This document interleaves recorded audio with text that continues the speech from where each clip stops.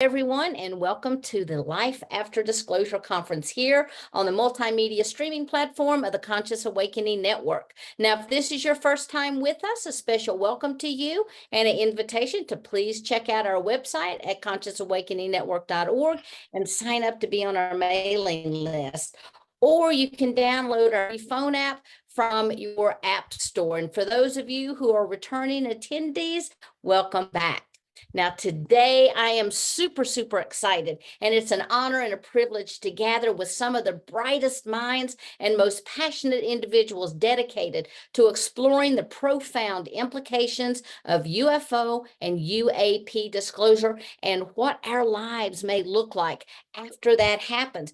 The reality of it is, I think we're already in the disclosure, and each one of us is part of that disclosure. But when that official disclosure comes, what's going to happen? How are our lives going to change? What's going to happen to like the religious foundations? What's going to happen and all the social implications? So this event is marking a major moment where we're all coming together to discuss, understand, and embrace the future of humanity in the wake of revealing one of the greatest kept secrets of our time. Now, today, to discuss all of these topics and more, we have Preston Dennett. He's a researcher and author. And actually, what I'm going to do is when each speaker comes up, I'm going to ask them to tell just a little bit more about themselves as well. So we have Preston Dennett, we have Dolly Safran, Laura Eisenhower, Frank Jacobs, Tonia, a metaphor, myself, Nori Love. Well, actually, Nori can't be here because she's caretaking her godmother. So let's all, keep her in our thoughts and prayers, because we all know caretaking is a full-time job, if not more than full-time job. And we also have our amazing host today, Auggie Nost. Now, Auggie is a well-known author, a speaker, and a researcher in the field of metaphysics, spirituality, and alternative healing. He was born in Norway, and later he moved to the United States, where he became deeply involved in exploring and teaching about various esoteric subjects. He also is the host of the Paranormal and After podcast, as well as the broadcast Team Alpha show with Nori Love. Now, these podcasts cover a wide range of subjects, including the paranormal, extraterrestrial encounters, spiritual phenomenon, cutting edge conversations, quantum possibilities, and even more. So, ladies and gentlemen, without any further ado, I want to bring up Auggie Nost. Welcome, Auggie. Well, hello here. I got coffee in hand and we are ready to go. So this is going to be so much fun, because we are going to talk about stuff that all of us and all of you are going to experience very soon. There will be a form of disclosure. It's coming. Watch for it. And then what's going to happen to people's mind? What's going to happen to their life? We're going to discuss that and see if we can get some clarity of what to expect.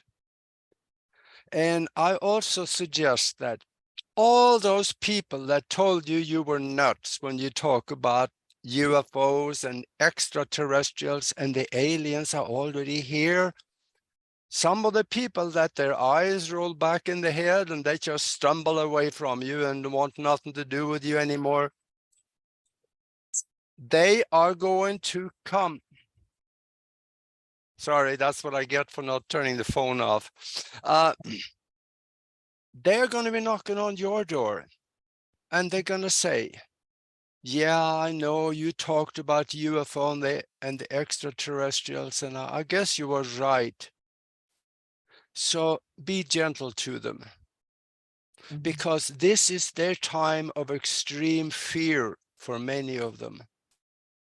So invite them in and say, I know you believed certain things that was not right. And they're going to ask you, what is going on? So tell them what you know, and maybe give them some sources to go and research more on their own. And remember also, when you hear something from the government, even in the beginning, make sure you keep the salt shaker really close by, because you just might need it. Some of you understand that one. So tell them what you know, but be gentle with them, because they don't know, still don't know. They know that, okay, you were right, but now what? And we're going to also find that there's a lot of things we don't know. So we have to do more research. We have to keep our ear to the ground and listen more to the contactees, the people that are in contact with extraterrestrials, because they may have more of the truth than what you get from the media or government, because they've got this bad habit that 90% of they talk about is lies. So we're going to try to explore this in the next 3 hours. And I think by the time we're done, also in the third hour, just stay with us, don't go anywhere, because you can also ask questions, and we're going to have a session like that with questions and answers. And people they're screaming for disclosure. Well, there's something in that it's already done. Disclosure has happened, but the masses of people, they do not know, because they're watching TV and they're listening to the government, they're listening to their preacher, and they're listening to their clergies, whatever you call them around the world. And we need to put ourselves in the minds of the people who don't know. What would they feel like when they listen to TV and they say, oh, they're coming here to kill us all? No, they're not. But they're going to, governments create fear. That's their business. So take that again, reach for the salt shaker, because that might be some help in that one. And when we wake up one day, it might happen this way. When you wake up one day and you see ships in the sky hanging over the cities, that's when your past friends are going to come back and ask. So tell them again, and maybe some of you maybe have a pen and some paper around. Maybe this is the time to dig it out, because I'm going to give you some information that maybe you could tell those people that come to your door and ask what's going on. And that is, disclosure has already happened, even from government. And first of all, I'm going to tell you kind of a humorous story of disclosure. It happened probably around 4 or 5, maybe 6 years ago in Moscow, Russia. Medvedev, the president at the time, he was on an interview. And after the interview, the interviewer asked him, what can you tell us about UFOs and extraterrestrials? And he thought the camera was off. It wasn't.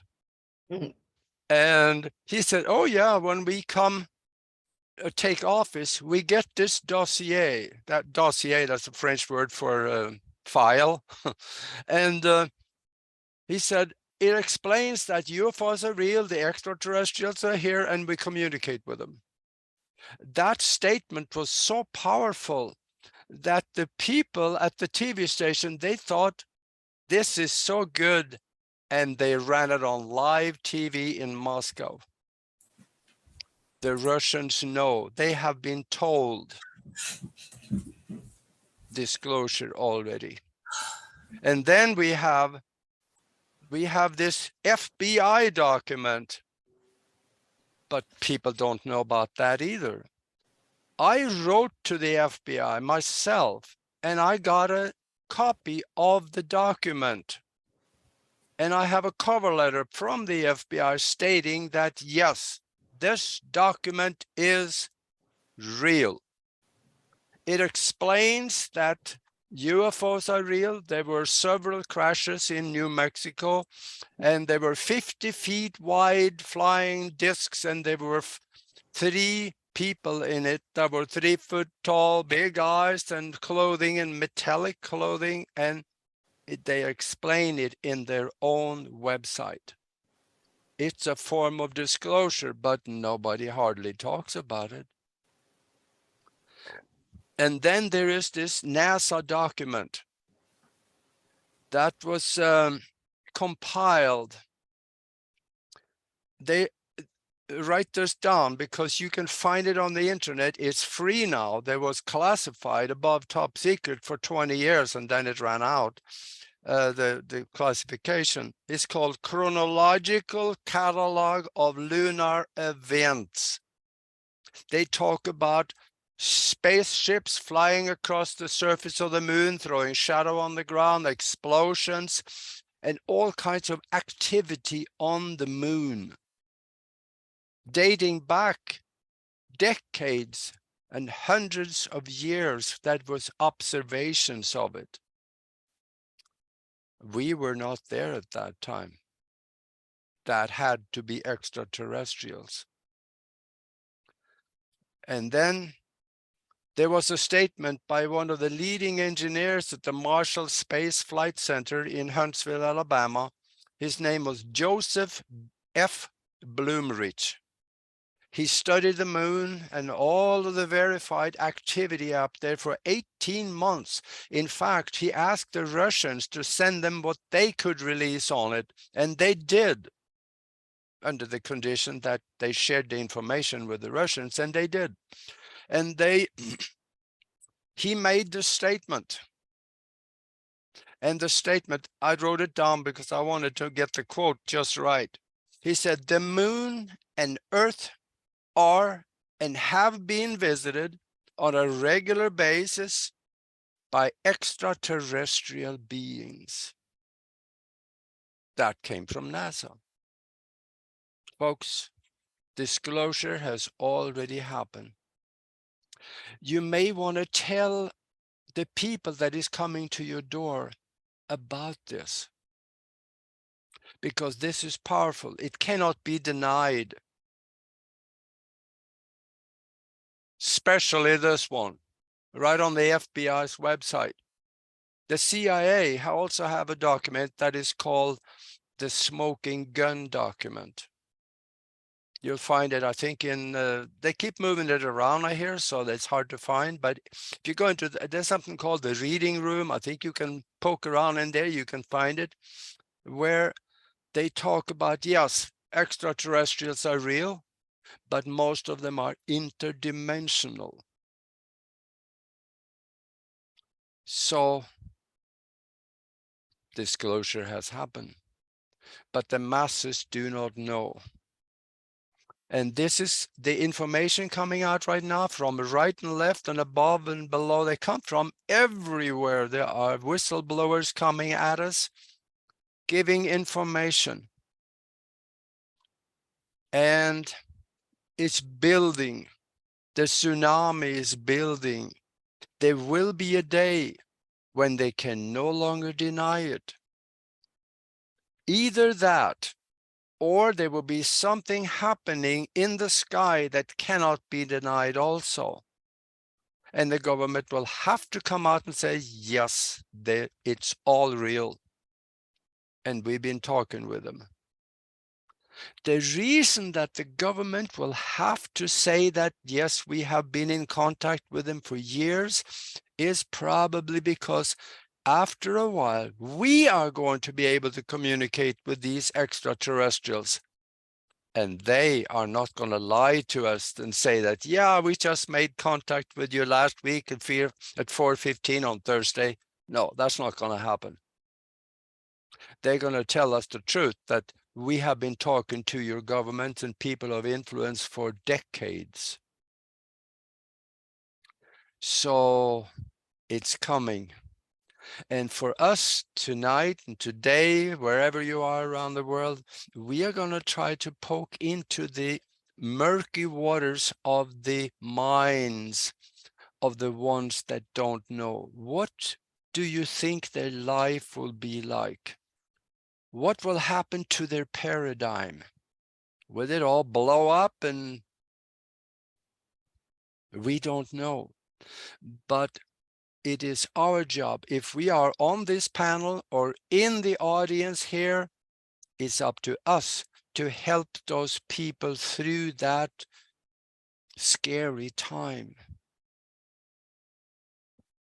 Anyway, I think that my opinion is that something will happen so they can no longer deny it. And people's going to run to their preacher and say, are they all demons? Please tell us. Well, you know what he's going to say, most likely. Or if you're a Muslim, hey, they're all jinn. So the government's going to tell you, well, we don't know much about this, but they're here, so they're going to create fear. Don't necessarily go for that fear, because if they are the good ones and not a government created false, fake alien invasion, they are the good guys. But we don't know all of what's going to happen. So just be aware, and let's kind of poke into that mind of the people out there that is watching TV. I think there's going to be some fear, but I think the truth never dies. The truth will come out. So I know, Sheila, I've been talking way too much here. I invited also Frank and Tonia. Frank Jacob, he lives in Germany now. He is an escapee from the United States, but he's back in the United States, and they are doing a movie shoot. And that is kind of hectic. So he is going to be one of the early speakers. But what do you think, Sheila? Should we ask for a volunteer to start it out, maybe? Sure. Yeah, let's see who's ready to go. I had mentioned it to Laura. Laura's ready. I'm sure everybody's ready. Frank, if you need to go, you can pop on too. So, Yeah, Laura, would you Laura, go? tell us a little bit about yourself also, and where people can reach you, and then give us your mind. About disclosure, life after disclosure. Awesome. Yeah, no, it's such an important thing to talk about.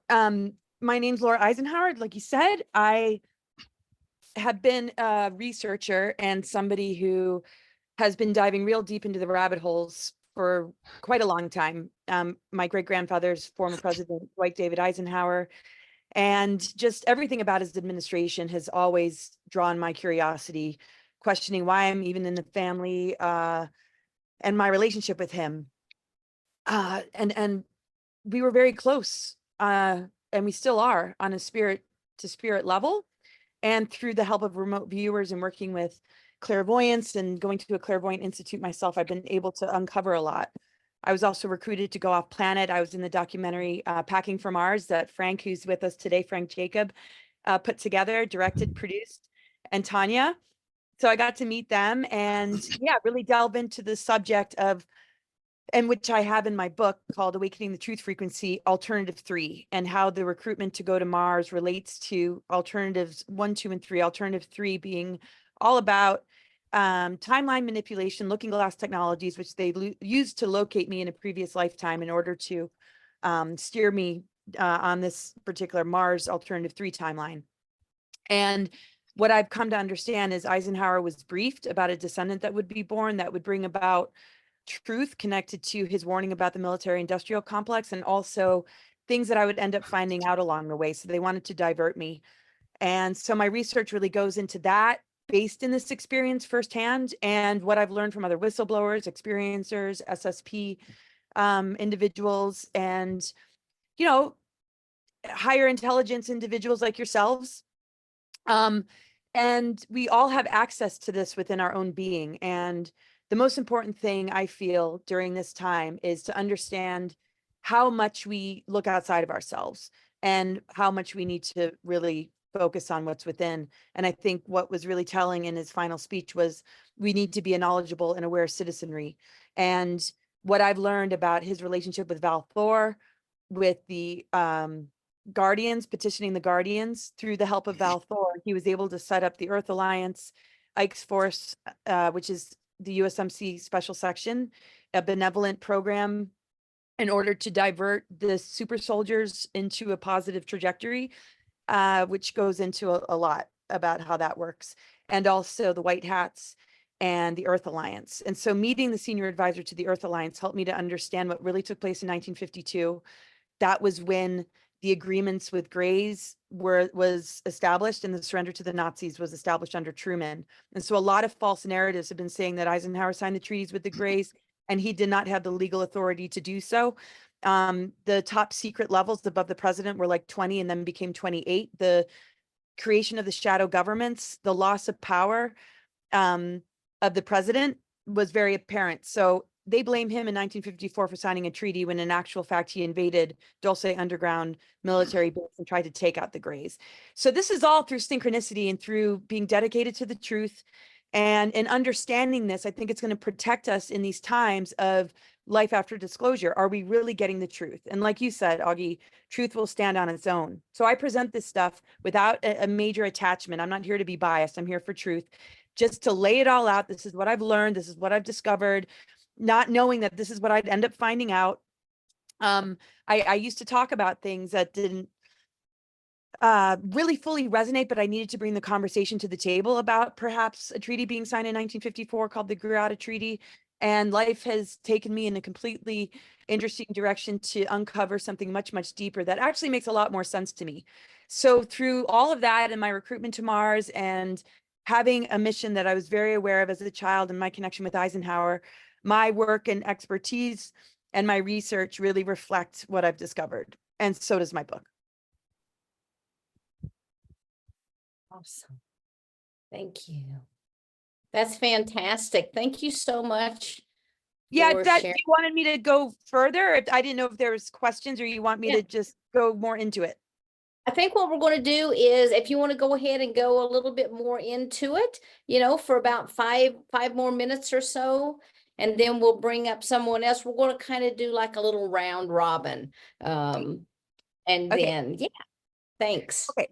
Oh, yeah, absolutely. So just a couple more minutes. So the unconditional surrender agreement, which is our surrender to the Nazis in 1952, really does show to people that we did not win the war, and it's become a war on consciousness. The MK Ultra programs, Project Paperclip, the invasion, or Admiral Byrd's attempted mission to Antarctica that failed, eventually led to this flyover in 1952 over the Capitol, which was when we surrendered.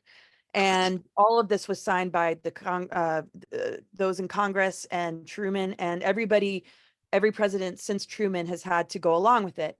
And because Eisenhower was not wanting to go along with it, that's when he had the assistance of Val Thor to set up these positive branches of military, also connected to secret space programs, in order to counteract the ICC Nazi Draco alliance. And it was actually what the senior advisor to the Earth Alliance, Dan Cooper, has said, is that Val Thor is not a Nordic. He mentioned the Nordics are located in inner Earth, and they gave a underground base to the Nazis called New Berlin. And Commander Val Thor actually warned the US in 1952 about the Nordics and the Greys. So when we hear about first contact being with the Nordics, who are warning about the Greys, there's a little bit more to the story that we want to look at. And I always encourage discernment, question what I have to say, do the research, see how the dots connect. But it's very, very interesting because a lot of this we don't hear about. We don't hear about the invasion of Dulce in 1954. We hear about the one in 1969 that Phil Schneider talks about. We also don't hear a whole lot about how Eisenhower tried to invade Area 51 and how out of control things had gotten because it was actually MJ-12 that signed the treaties behind his back. And this was carrying over from things that were taking place in the 1930s. And this also links to our deeper ancient history and galactic history connected to the Anunnaki, different factions of the Anunnaki, and how the Orion Wars have stepped down. So what I love about Eisenhower is he wasn't bent on power or leadership and like it all being about him. Obviously, he wasn't the only person that were putting these things in place to safeguard us.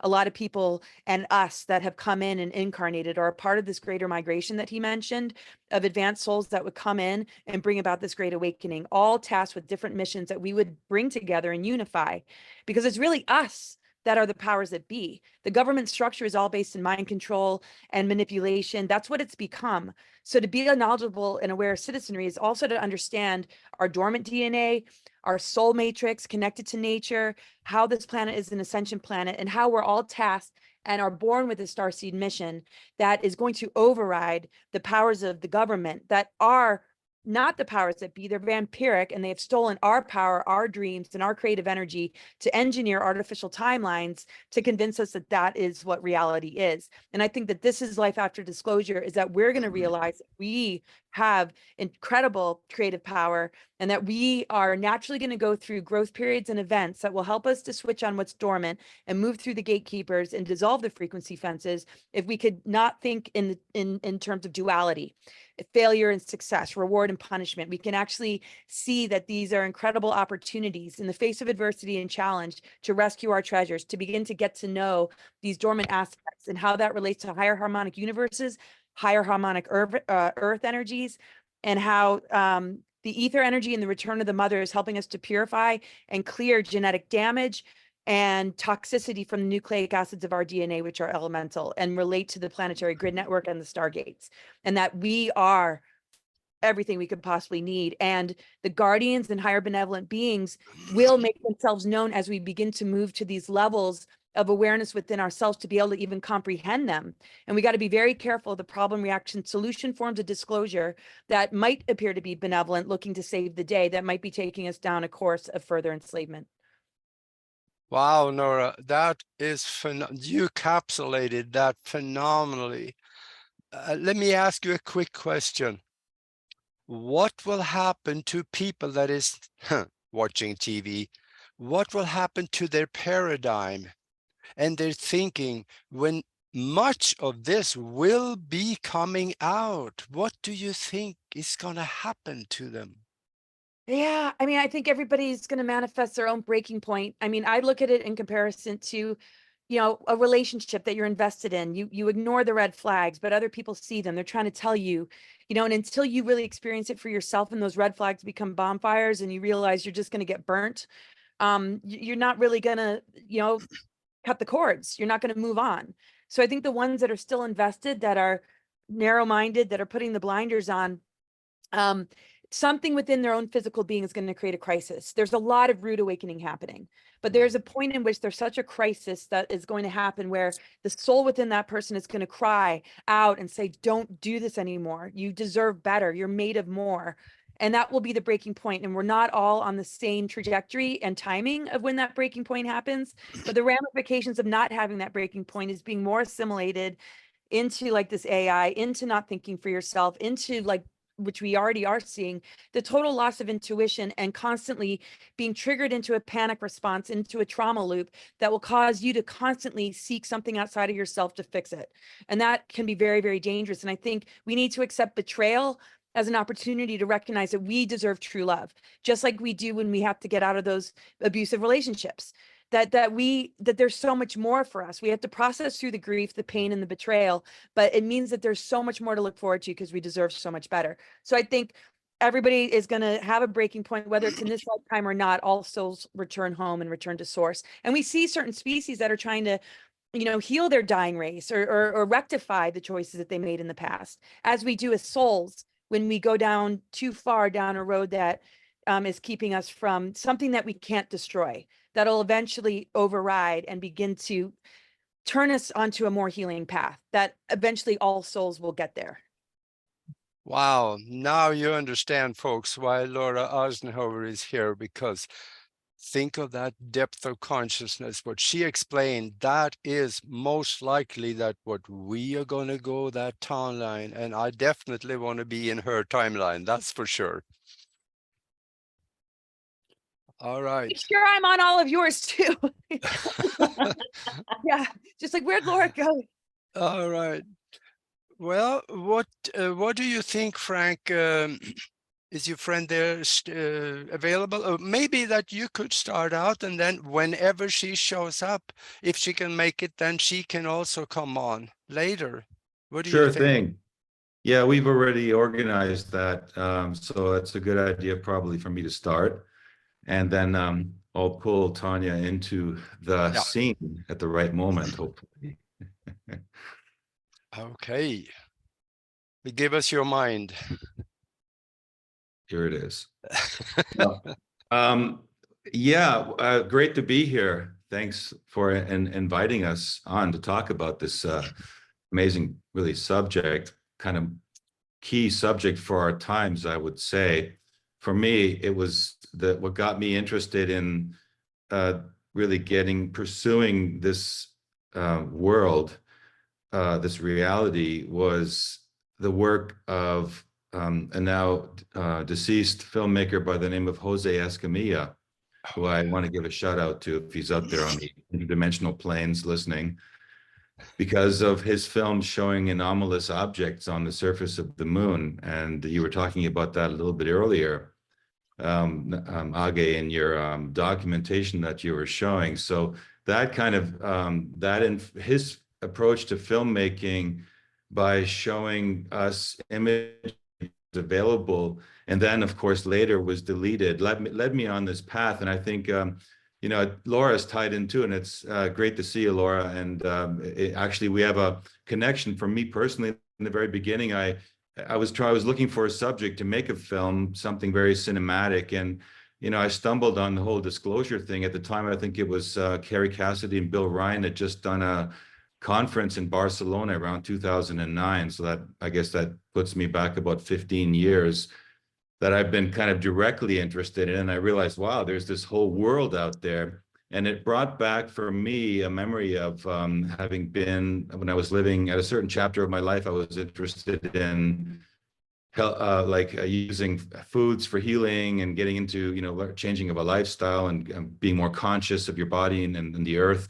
And I met this, in the course of doing that, I met this really amazing biodynamic farmer, and we used to have these discussions after we would meet. I'd go pick up some fertilizer or something from his farm, and then one day he pulls out this book and slams it on the table, and he goes, "This book is not fiction, even though it was put out as fiction." And the name of the book was Alternative 3.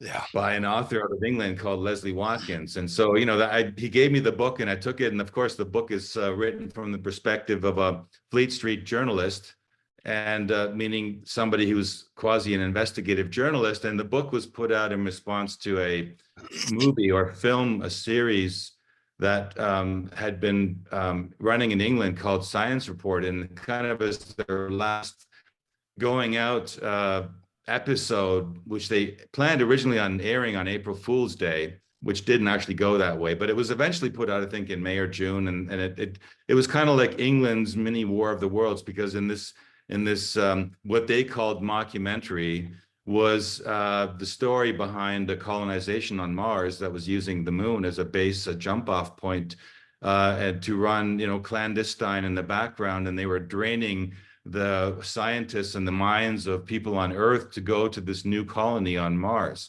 And Leslie saw this show and thought, okay, well, he always knew there was something not right with the space program, and he began to pursue it. So the book became even more potent and powerful because he could actually trace things like disappearing people on the planet, which, by the way, is somewhere in the numbers of 7 million people go missing every year and disappear. And in the book, they were talking about using like mind control slaves to build this colony on Mars. So, you know, I wanted to go after the story, and I was sitting at home one night kind of poking around the internet, and I came across an interview by Andrew Basiago on a show, and he was interviewing none other than Laura and another man called Andrew Basiago. And they were talking about this Mars colony, and I was just riveted. And I thought, okay, I'm gonna reach out and see if I can get in touch with anybody, and Laura answered, and that's how we started our communication. And I ended up going on this road trip, film studio in a suitcase and looking after the story. And that was my entry into this wild and crazy world going into it. And I also, in the course of making this film, in which Laura mentioned the title before, it's called Packing for Mars. I ran into the producer of Jose Escamilla's films, and that happened to be Tonia Maidenford. And it was like, it seemed like the universe wanted this story to be told, and that's how the adventure began. And that's going back 15 years. And I must say, it's been very interesting to watch the evolution of the disclosure movement, because of course it predated my excursion to it, which, going back 15 years all the way to 2001, I think, is where you could say is one of the most significant events, where Dr. Greer held this disclosure conference at the Washington Press Conference, where he invited top people like, radar operators, air traffic controllers, pilots, astronauts, people who were willing to come forward and offer congressional level testimony for the public. And I think that was the kickoff for people who are listening now that have been familiar with that, and which would be no surprise, we're going back a quarter century now. But there was already incredible amount of evidence put forth by these highly credible witnesses that a lot of stuff has been running in the background and is undeniable. And especially, since, you began seeing these objects in the sky, there must be an explanation for them, because they're not conventional aircraft. So I've seen this, the appearance since then of a lot of whistleblowers that came out. So for me, it just seemed interesting to watch the evolution of this cosmology, as I would now call it. Because it really has taken on dimensions that didn't exist. When I started making the film, there were very few whistleblowers on the scene. And the information was more or less, you could almost say down to earth, because it wasn't really so crazy, I would almost say, as it's gotten. Because right after, when we released Packing for Mars, I think it was at Contact in the Desert, people like Corey Goode popped onto the scene, and there were all these new batch of people that were talking about their experiences, but they were so far out that, I began to think, well, listen, I mean, is this real, or is this could this really be the case, or could this be also a series of disinfo agents? Because you begin to realize that the ability of technology these days has reached the point where you're able to overlay ideas, pictures, thoughts, voices onto targeted subjects. And the only reason I know that is because Tonia and I also made films in the area of consciousness, one of them being a film called Solar Revolution, which has to do with how the solar energy of how our connection to the sun has a direct relationship to our consciousness, to the greater cosmos in general. And we were pursuing the angle of how consciousness will be changed by the influence of cosmic radiation and, gamma rays, frequencies, radio waves coming at us from the cosmos. And it just so happens that right now, in the place that our planet is in the cosmos, is in a very, very interesting location, very, very unprecedented, in a place where actually we're in direct line of information coming at us. Or you could say, because, frequency is a carrier for information. It's almost like what the Mayas talked about with the Hunab Ku is what's going on right now. So we began pursuing that, and we got in touch with scientists, and you begin to realize that there's a whole culture of mind control that has taken place, starting, going back to the 1930s, when they began to understand what the pineal gland was. And the pineal gland is the human biohardware, which provides us with a transducer to receive and send information outside of the physical dimensions into areas that are occupied by scalar waves and technologies that are in other dimensions. So this is a very interesting subject. So for me, fast forwarding a few more years after that, I discovered this group of people calling themselves Guardians of the Looking Glass. And they were talking about looking glass technology, which I was familiar with. Tonia had made me aware of it when we were filming Packing for Mars, and so did Bill Ryan and Carrie Cassidy. because they had actually spent quite a bit of time, along with Linda Moulton Howe and some other journalists, to kind of pursue the early whistleblowers of looking glass technology. So this technology of looking glass technology also provides a way for us to peer into timelines, meaning into information flows of things that have happened or are about to happen based on probabilities that are tied into our consciousness. And so the looking glass technology actually has a direct relationship to our pineal gland, because our pineal gland is as our own inner looking glass. I even did a webinar called The Inner Looking Glass, because it's amazing when you try to explain how this technology might work. And that's kind of where my focus went at that point. I began thinking like, look, if this technology is real, then there must be scientific foundation behind it. Maybe it's fringe science, of course, it's not necessarily mainstream science, but there must be a way to reconcile this technology with something you can put your hands on. And that's really become kind of the focus that I've been actively pursuing since then. And, you know, so I think when we're talking about disclosure, you know, there's the stories about Bluebeam, Project Bluebeam. People that are watching might want to check that out. That's kind of the idea that the governments that are in control of holographic technology, which is real, by the way, are planning to, or at least have the capacity to project the appearance of what might be conceived as or thought of as extraterrestrial beings. And this is actually just another form of movie making.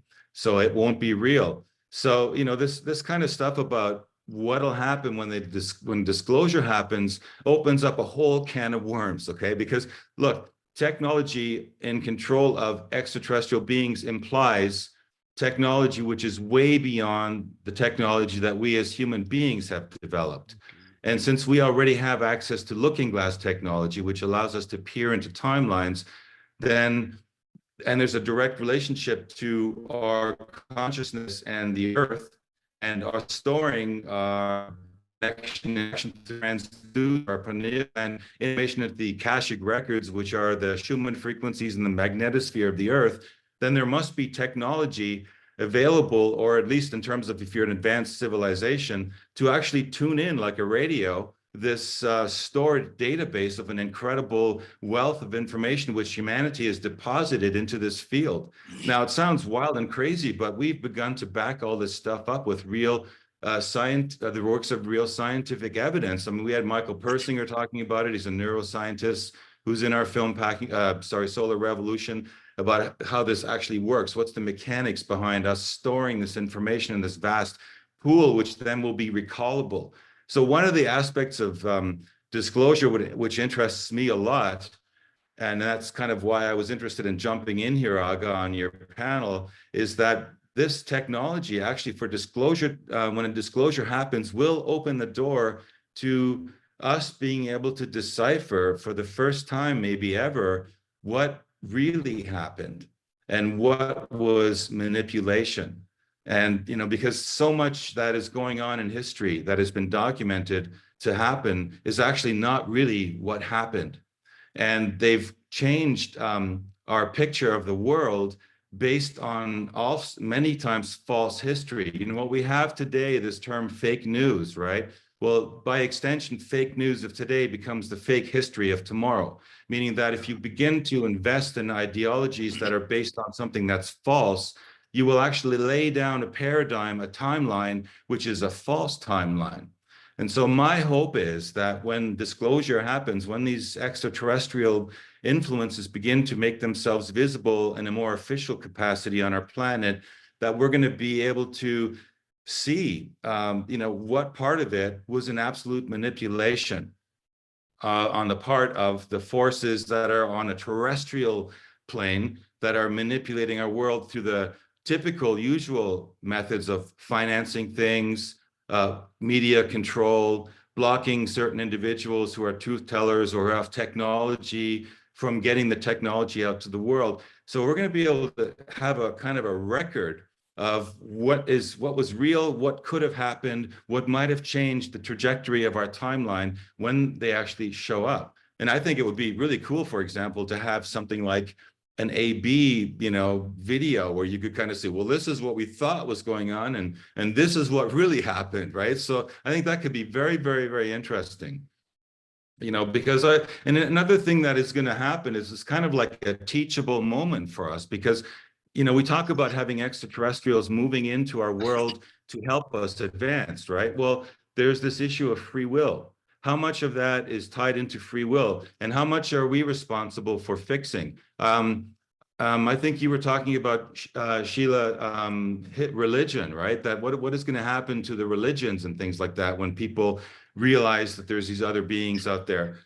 Well, I think what's part of it is that we're going to realize that, a lot of it is up to us.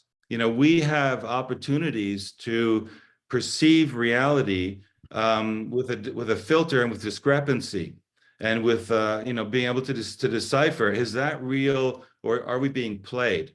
And so a lot of what's going to happen is going to be like a teachable moment, because like any one of us who have woken up, we have always, everyone who wakes up and realizes, oh my God, the world is different than we really believed it was, than we were taught in school, or the way it's out there in the media presented in the mainstream. We have this moment where we go, oh my God, it's a cognitive dissonance. You have to adapt your new way of perceiving things to what's really going on, and learn to figure out how to decipher when you're being played and when you're not being played. And so this teachable moment is going to be very powerful, because it's going to give humanity a direct pathway to deciphering, wow, we've really been played, and how easily were we fooled, and what are the consequences of that, and how far has it led us astray? And that point of being led astray ties right into something that the Gnostics talked about. They say there is no such thing as evil. They say there's only error. And the further away, if we don't correct the errors, the further away we get, we actually create evil. And so humanity's amazing genius is the ability to learn from our mistakes, correct the errors, and move forward. And yet here we have an entire possible history which is completely erroneous.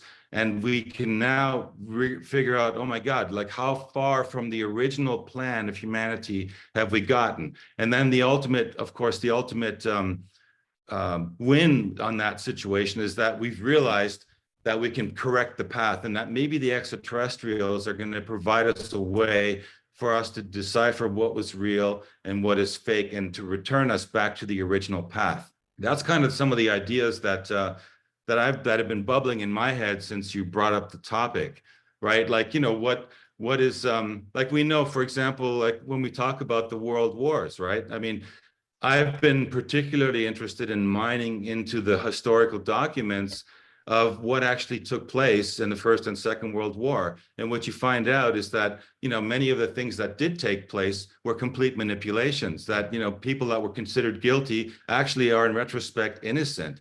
And so, these things they bring up a lot of turbulence, and turbulence in your consciousness, turbulence in the scene. So I'm really looking forward to how, when disclosure really happens in a big way, we can all compare notes, and we can say, I consider myself a consciousness archaeology. How close was I to the reality of it, and how far off was I? And in the end, we should be able to work together toward a common place where we realize, this is where I came at it from, this is where another person came at it from. And if we're all into it for finding truth, then we will meet middle, and we will really discover what that truth is. And, I've got Tonia, who's ready to jump in here too. So, before off on a rant, okay, I'm going to actually invite her to come in here. Hey. All right, there we go. I'll turn this over. And Can you see me and hear me okay? Yes, we can see you. Oh, Hi good. there. Hi. Thank you, Auggie, and thank you, Frank, for inviting me to participate in this conference. And hi, everyone. The Well- subject of disclosure. Hi. Well, well, welcome let me here. just give a quick intro for Tonia, because she's jumping in kind of cold turkey, having not heard anything. But what I think is important to know about Tonia is that she's an extraordinary film producer and extraordinary. She's a gifted person, and she brings a particular genius to this as well. And the two of us have been busy for the last 3 years working quietly on another picture. And that's what I think Tonia should tell us a little bit about. That it's important because it ties directly into disclosure. And it's a film called well, I'll let Tonia introduce it, actually. Well, I must say that the subject of extraterrestrial and disclosure is near and dear to my heart. I don't know if Frank told you, but we've been on the road filming, and 1 week from today, we'll be at Contact in the Desert. We're going to actually sneak preview, our new film, I've Disappeared. Yes, Here. the lighting. We're gonna sneak preview. I'd love to show you this poster. Our new film, The Extraterrestrial Species Almanac, and it features so many amazing protagonists that talk about what life will be like after disclosure, and also what life is like with contact and having met beings. And we're excited. We're going to have a Q&A with the filmmakers and the presenters afterwards. And what makes this film really unique is that we also introduce the angelic realms and the ultra-terrestrials and the extracelestials, and we show real images of ETs. And why Frank and I were down in Italy filming with Maurizio Cavallo, who had taken real pictures, Polaroids of the clarions. We were film, we had a unique opportunity of meeting with the last living witness in a case called the Friendship Case. His name was Gaspari Dell'Ama, and I just wanted to share something with everyone because he recently passed. I'm so happy that we got to meet with him because that case was really an interesting case. There were so many extraordinary artifacts and close range photographs of craft. And also, they had film reels and audio reels operating out of thin air. And they were having this small group of secret people were meeting with the beings called the Akri, and they had underwater bases and underground bases between 1950s and 1970s. And it was so special to spend time with him. He just recently passed at the ripe old age of 100 in February. But I wanted to read with you what his thoughts were just before his passing. And because I think it's so apropos for what life would look like after disclosure and what we could all perceive. And yeah, so I'll share this with you. I'll have to just read it from the computer here, so bear with me, and I'm sorry about lighting. He said that a number of people in contact with extraterrestrials was increasing dramatically, and that made him very cheerful and gave him hope for the future. He said, everything makes me think that we're really close to a turning point, that obstacles on our path have almost all been removed. Of course, evil still exists, but on a galactic level, they told me that good has won its fight. There'll be many tribulations. However, when we have ascended the evolutionary path, we too will make an evolutionary leap and have those powers we now call paranormal, and will be able to communicate with all living beings telepathically. I don't know how it will happen, whether there will be a global manifestation or when it will happen, but I am optimistic because the Cree, the friends, the ETs that he was in contact with, used to say optimism moves enormous energy. I'm confident change will happen. I will see it from the other dimension, but I will see it. And I believe many of us here on this call, many of us here on the earth, we will see it. I think it's not only disclosure with the ETs, we're facing major change. And introduction with the ETs could mean technologies, new frequencies, new energies, and new realities. And there was just something else I really wanted to share because it was something that I witnessed in 2019 that kind of really put things in a bigger perspective for me because it was tangible. And that was when Frank and I went to a conference in 2019 in Munich, Germany. We had done a film, Solar Revolution, and one of the protagonists was an astrophysicist by the name of Juliana Conforto, and she was giving a presentation there, and they were showing a new finding that they had been able to glimpse into other light spectrums. You know, our visible light spectrums is like 0.001% of reality of what we really perceive. And they have scientific equipment and camera equipment now that can perceive into like infrared and gamma and ultraviolet. And they were able to take an image in the extreme ultraviolet spectrum that actually showed a new Earth forming. You can see this new Earth forming. It's massive. And I don't know if the audience can, I'm hoping, maybe we have to turn off the background because I really. No, it's not our background, it's their background. Oh, Control of what. oh. Can you see anything? No. Here, you know what? Let me try something. Yeah. Yeah, I'm thinking it's a little difficult to hear you. Maybe just for now, turn off the video feed. And that might give you a little more bandwidth for the speech. Maybe this is it. I don't know. We're trying to get it on. Yeah, the problem is the keying that you Yeah. have in your software. It's It's keying out okay. everything. That It is quite that isn't a amazing. certain. Let me see if I can get it to work. Hold on. Don't. Let's keep it straight. That. It's not going to work. Sorry, folks. It is a new Earth forming. But See the you plasma. you can see kind of what looks like an embryo shape. And it's massive, and it's 10 times the size of Earth. They have determined that it's actually free of gravity. It's already happening, and it's an exciting time. If you could come to the screening, we'd love to see you at Contact in the Desert. It's a week from today, and we're going to share a lot about extraterrestrials and the extraterrestrial reality and disclosure itself. Well, the good thing, exciting the time. good thing about the film, you know, is that, like Tonia says, we interviewed a lot of contactees, a lot of experiencers, and people that had been really deeply involved in the material. And so we have sections in the film that have really kind of we're talking about life after disclosure here.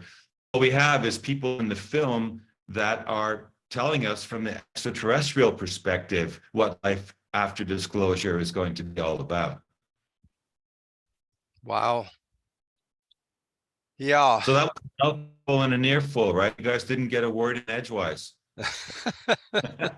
Oh, this is phenomenal. And for you guys watching out there, go to YouTube and look up Frank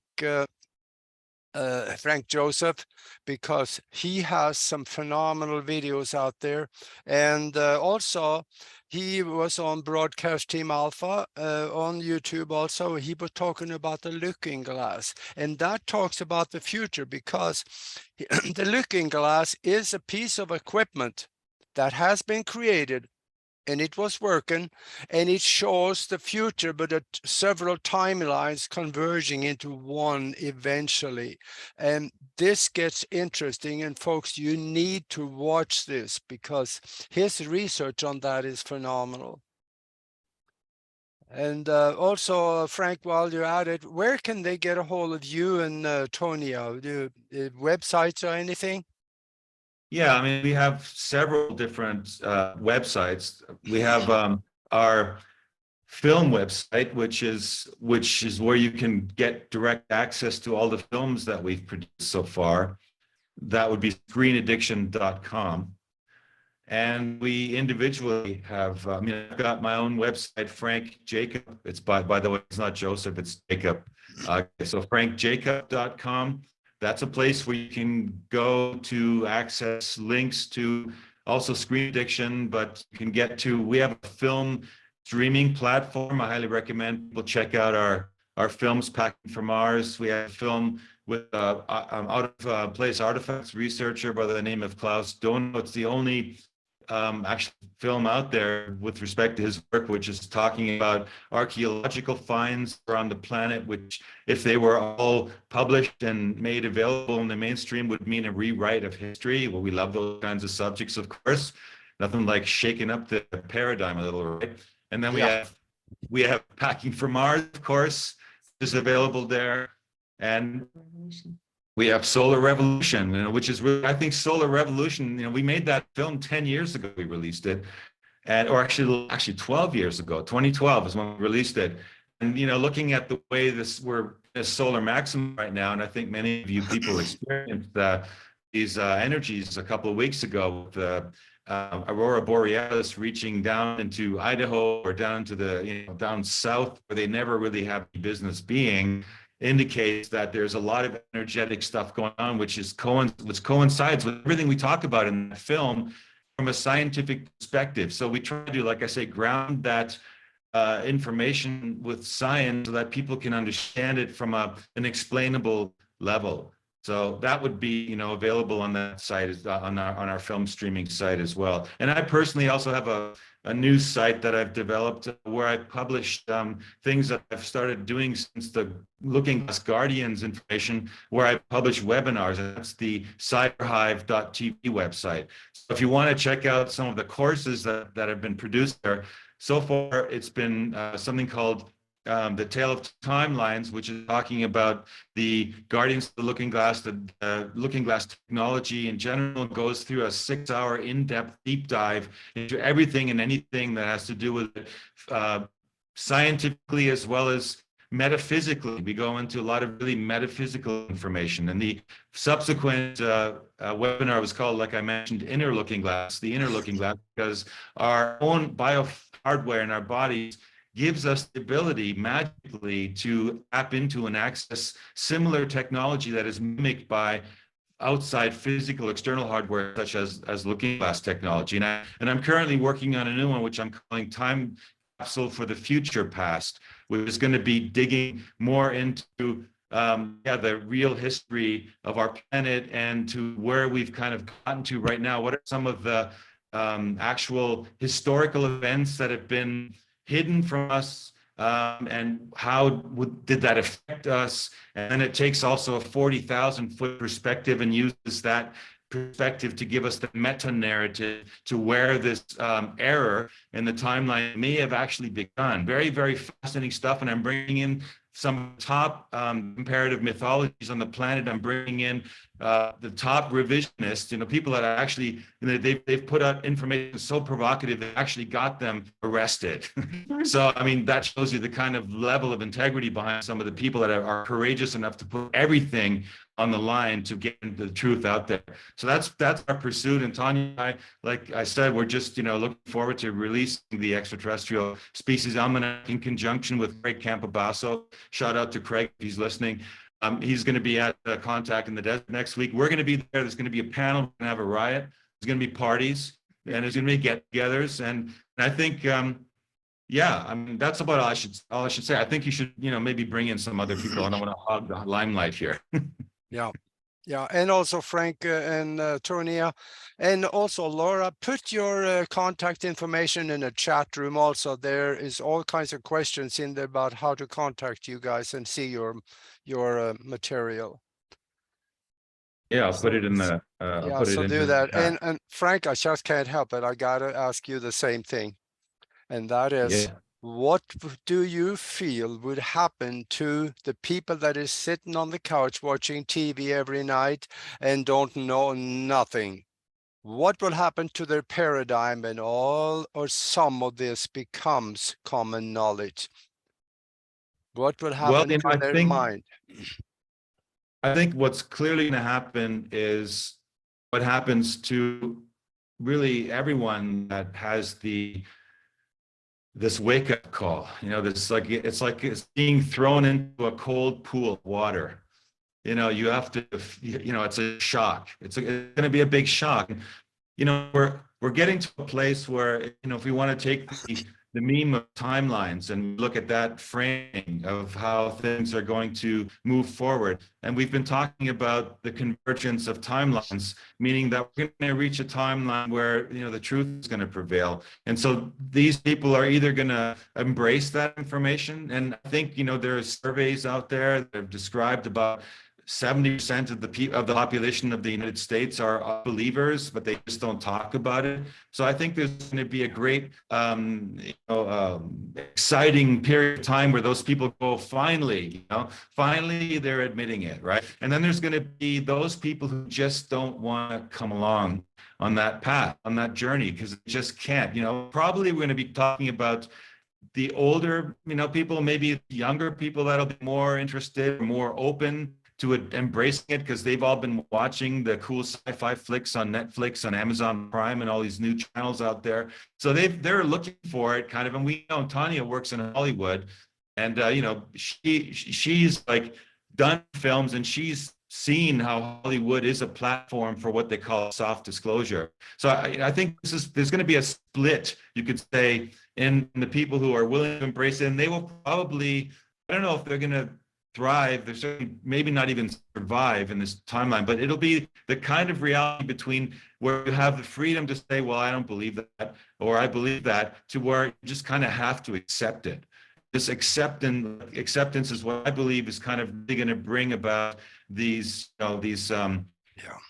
teachable moments, as I described them before, where we can finally kind of look at the real picture, and we can see where maybe we've been misled, or where we've allowed ourselves to be misled, where we've moved against our intuition that told us, no, this doesn't feel right. But because we have a certain belief in authority and trust in authority, then we went along with that authority, and we're going to learn that authority was taking us for a ride down the garden path, and so therefore we can now release that.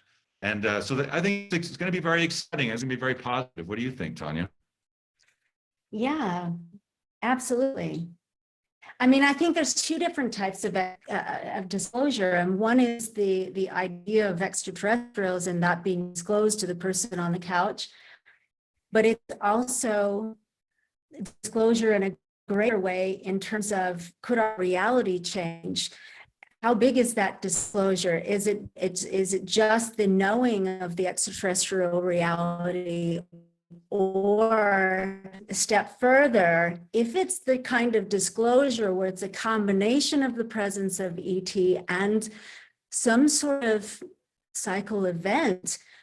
We talk about that with solar revolution, and even the activity of the sun and how it affects everyone. Then even the person on the couch, when these grand cosmic cycle events happen, it affects the whole electromagnetic field. It could be from one day to the next. We perceive reality completely different. It could ignite things within our bodies. We're walking, talking, breathing antennas, and we are receptive to energies. And we have to consider that from an energetic level, what our DNA could actually tap into. We might actually be facing an entirely new reality that the mind has to catch up with. Our bodies may even, we could experience something completely anew, and that's more than even a mental thought. It literally means that we could be stepping into a whole new reality. Yes, absolutely. And we know the disclosure is coming in one form or another, and it's going to be a lot more than some people think. Like the NASA will come out and say that, yeah, we found microbes, fossilized microbes on Mars. No, it's going to be a lot more than that. So thank you. This was, oh, wow, that was deep. Hi, Laura. All right. Thank you. Yes, Laura. Okay, so ask me the question again. Say again? Yes, what was that question again? I didn't have a question. Oh, okay. Yeah, Yeah. you're talking about, like, she was mentioning specific types of Okay, disclosure. all right. And yeah. Yeah. I was just saying hi to Tonia.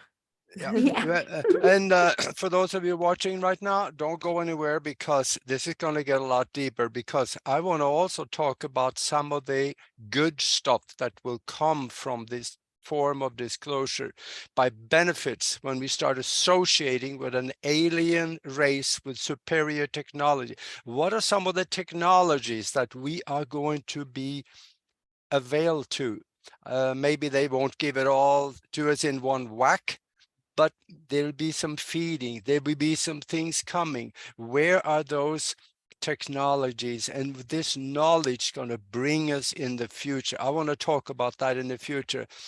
But thank you guys, this was wonderful. And what about next? What about you, Dolly? Could you go up next?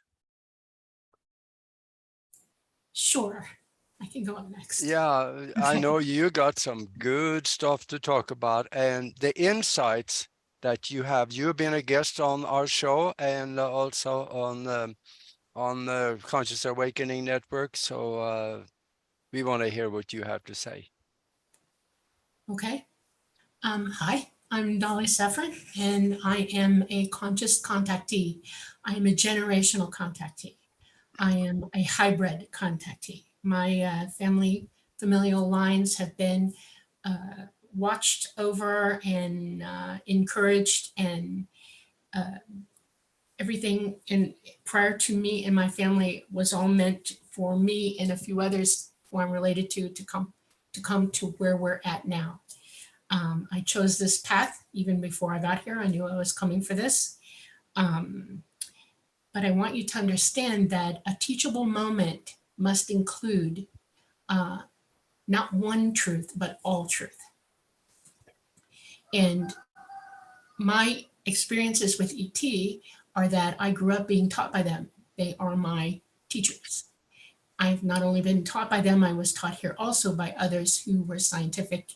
And I am well versed in psychology. I'm well versed in parapsychology. I'm well versed in physics, mathematics, medicine, and geophysics. I have abilities. I was born psychic. I was aware.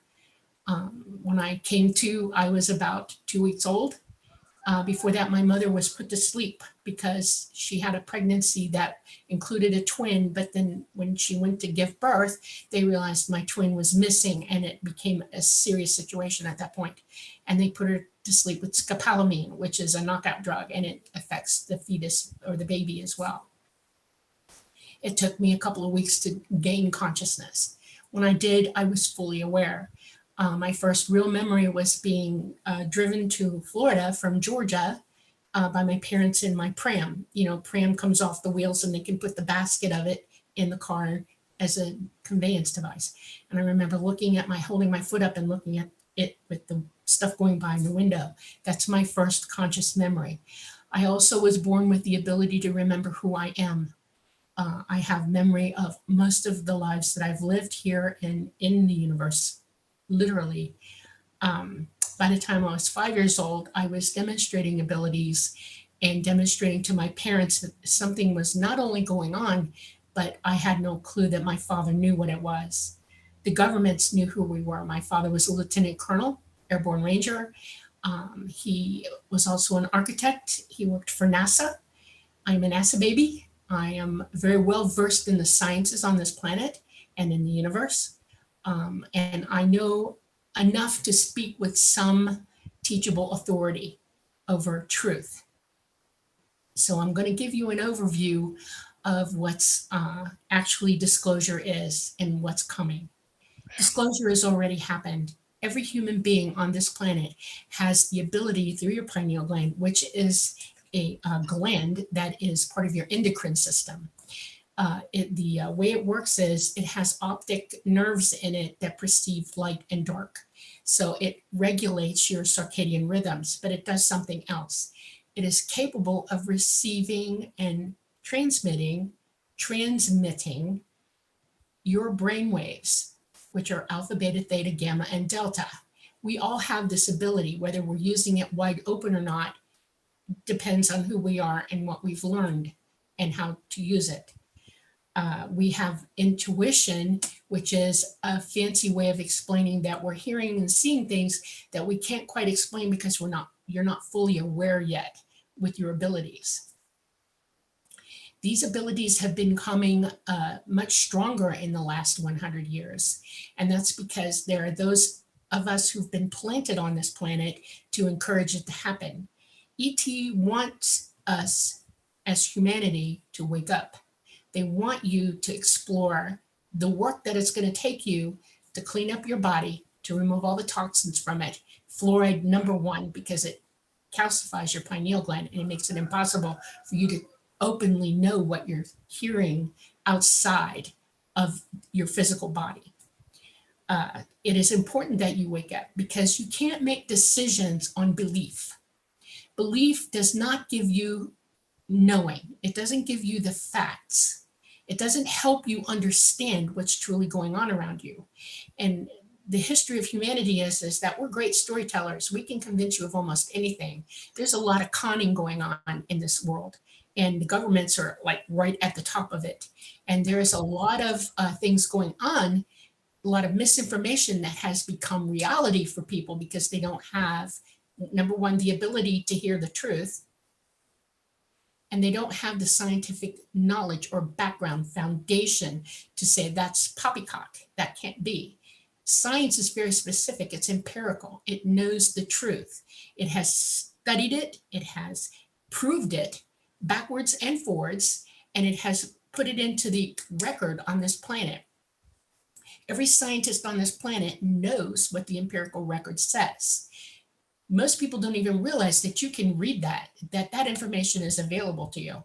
It isn't gossip, it isn't government, it isn't anything, it's not political. It's absolute facts that you can assess and understand reality with. The other thing is that humans have been taught to obliquely believe or follow those who are quote unquote in authority, who have really no authority over you, period. Most people are not taught to teach themselves. They're taught to believe what you're taught by others. That isn't teaching you to understand the truth at all. That puts you in a belief system where you can't know what is right and wrong. You can't know what is real and not real. And without the scientific foundation of that, y'all are running back and forth looking for answers that you cannot possibly answer. At the top of this list, the top is proof. You have heard a lot of information, but you haven't ground down into it to research it yourselves and absolutely make sure that it's proven. That's a big job. That takes a lot of work on your part. It's not gossip that teaches you, it's scientific method that teaches you. And that understanding what that proof is and how you can understand how to make a situation or a experiment to prove everything that you've learned. One of the fascinating things about authority or speaking with authority is that once you've done that homework yourself, taught yourself to know what the truth is, you have the authority of wearing that knowledge and you can employ it. You can show proof, you can demonstrate it. This is what we don't have in abundance here. We have a lot of talk and we have a lot of information going around, but nobody is proving it. I would like to give you the first example, and I would like to make this a teachable moment.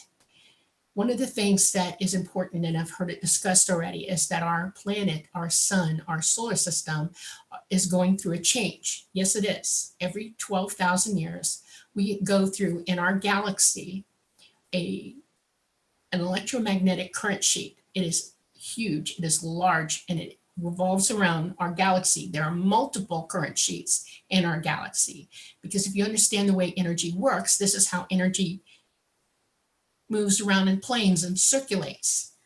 One of the things that's happening to our solar system, our entire solar system, as we go through this current sheet, is that every single planet, including our sun, are changing their magnetic poles, including our sun, which is in the process of changing its poles as well. Science, NASA, all of the astronomers know this. This is teachable to you by looking it up, going into the empirical record and reading the data. It is not something that is easily understood if you have no foundation. So you're going to have to do a lot more than just homework. You're going to have to teach yourself a little bit while you're doing this research. The first shot across our cosmic bow was in 1859 with the Carrington event. This was a CME in the X-class range that was 80 on the scale of 0 to 80. It was huge. And the only reason it wasn't a kill shot to our entire grid which we didn't really have one then, was because our magnetosphere was still pretty much intact. Since that moment, and our poles are changing and our sun is changing, our magnetosphere is going down. We are now 40% lower than we should be. And any energy that comes in at us from our sun, no matter how small, is going to significantly impact us. One of the things that we know about radiation is that gamma radiation destroys all life. There is no life safe anywhere in the cosmos when in direct contact with gamma radiation. That's why we only survive here, because we have a magnetosphere that protects us on this planet from that incoming radiation. It pushes it away from us. It is important to know also that NASA has a lot of information that you can look up. Don't look for people to write papers to you or whistleblowers. Look for absolute facts. One of them is they have two astronauts who were identical twin brothers. They had identical twin DNA.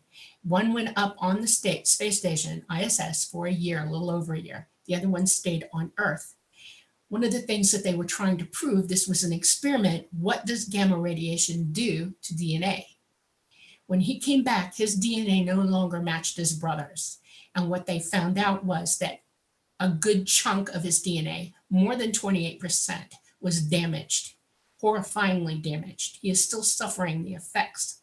Astronauts know that they cannot stay out in space for a year and 3 months or more, any more than that, and they're still going to suffer from changes to their DNA. It derazzes us. With our magnetosphere down 40%, we are taking huge hits to our body systems.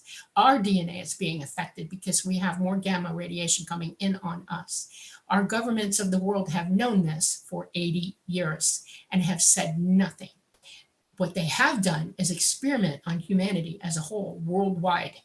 They have done research to see how they can affect us one way or the other. And there are reasons for that that are insidious and evil. Because humanity as a whole, now they know, because of what's happening with our sun, which is in maximum solar radiance right now, that any CMEs we throw, any energy from our sun that we throw now, are going to impact us in a very negative way, have and are. One of the things that I can point out to you scientifically is that cancer, mental illness, heart disease, autoimmune disorders, and plain out bad things happening to human bodies for the last 80 years has amplified off the scale. We have more cancer now. We have more autoimmune diseases. We have more mental illness. We have more heart disease. The list is endless. We have more people sick on this planet, and they don't tell you the truth of that.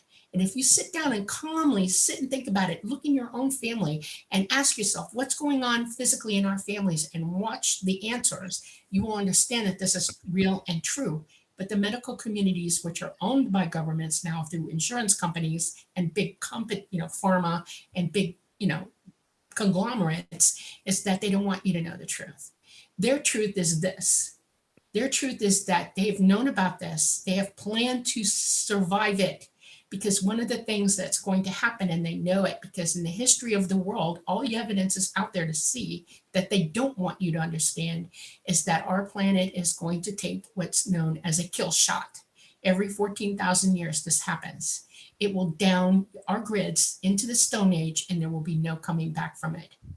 After this event, humanity, what's left on the planet after this kill shot, because a lot of bad things are going to happen as a result, and already beginning to now, will have to survive.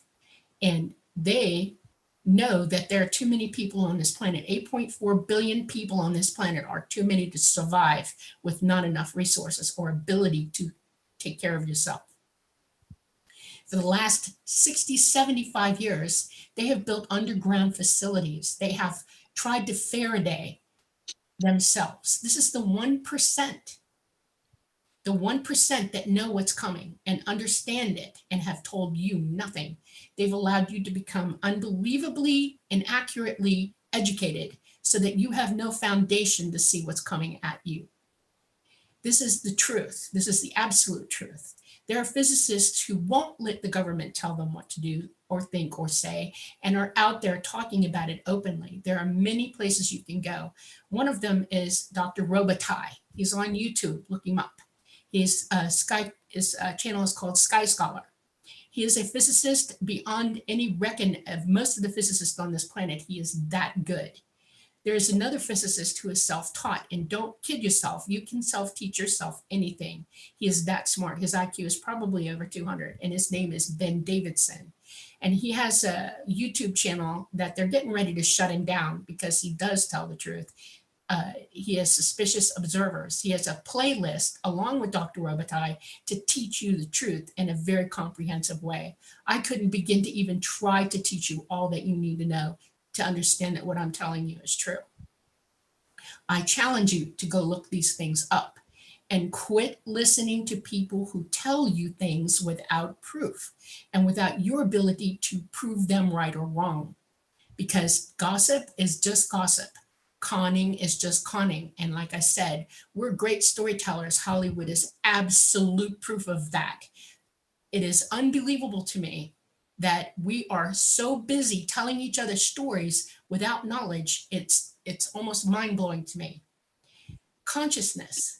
Every human being in this universe, and we are all human, every last one of us, we all share the same DNA. You share the same DNA with every plant, anything biological on this planet living, you have the same DNA strands with them, and it is universal. There is no such thing as species other than we describe the species of dogs or cats or giraffes. This doesn't mean that they're not like us. It just means that they look physically different and they have a different valid existence in our genome. And they are here to provide us with life. Without the animals on this planet, you would not be alive at all. It is like this in the universe. Every single ET ethnicity, and we do have ethnicities here, don't we, are human. We're human sapien sapien, Homo sapien sapien. They're Homo sapien and a little bit of something else. But it doesn't make them any less human than we are. We're absolutely directly related to them. They have had something to do with us from the beginning of existence. Let's talk about dimensional spaces. You are in the third dimension. It is a hard, gravity-heavy existence that has a mainframe, physical. It is so dense, you can't see the light coming out of objects, but it is still there. It has an evolution. There is a beginning, a middle, and an end to all existence in this dimension. And it's for a reason. From source, and that is the truth, we all do come from source. All of us, ET, all of us come here to learn. Your mission here is very simple, to learn all that is learnable and then proceed. It is not educational to gossip. It is not educational not to know how everything works. It is not educational or good for you to believe and not know.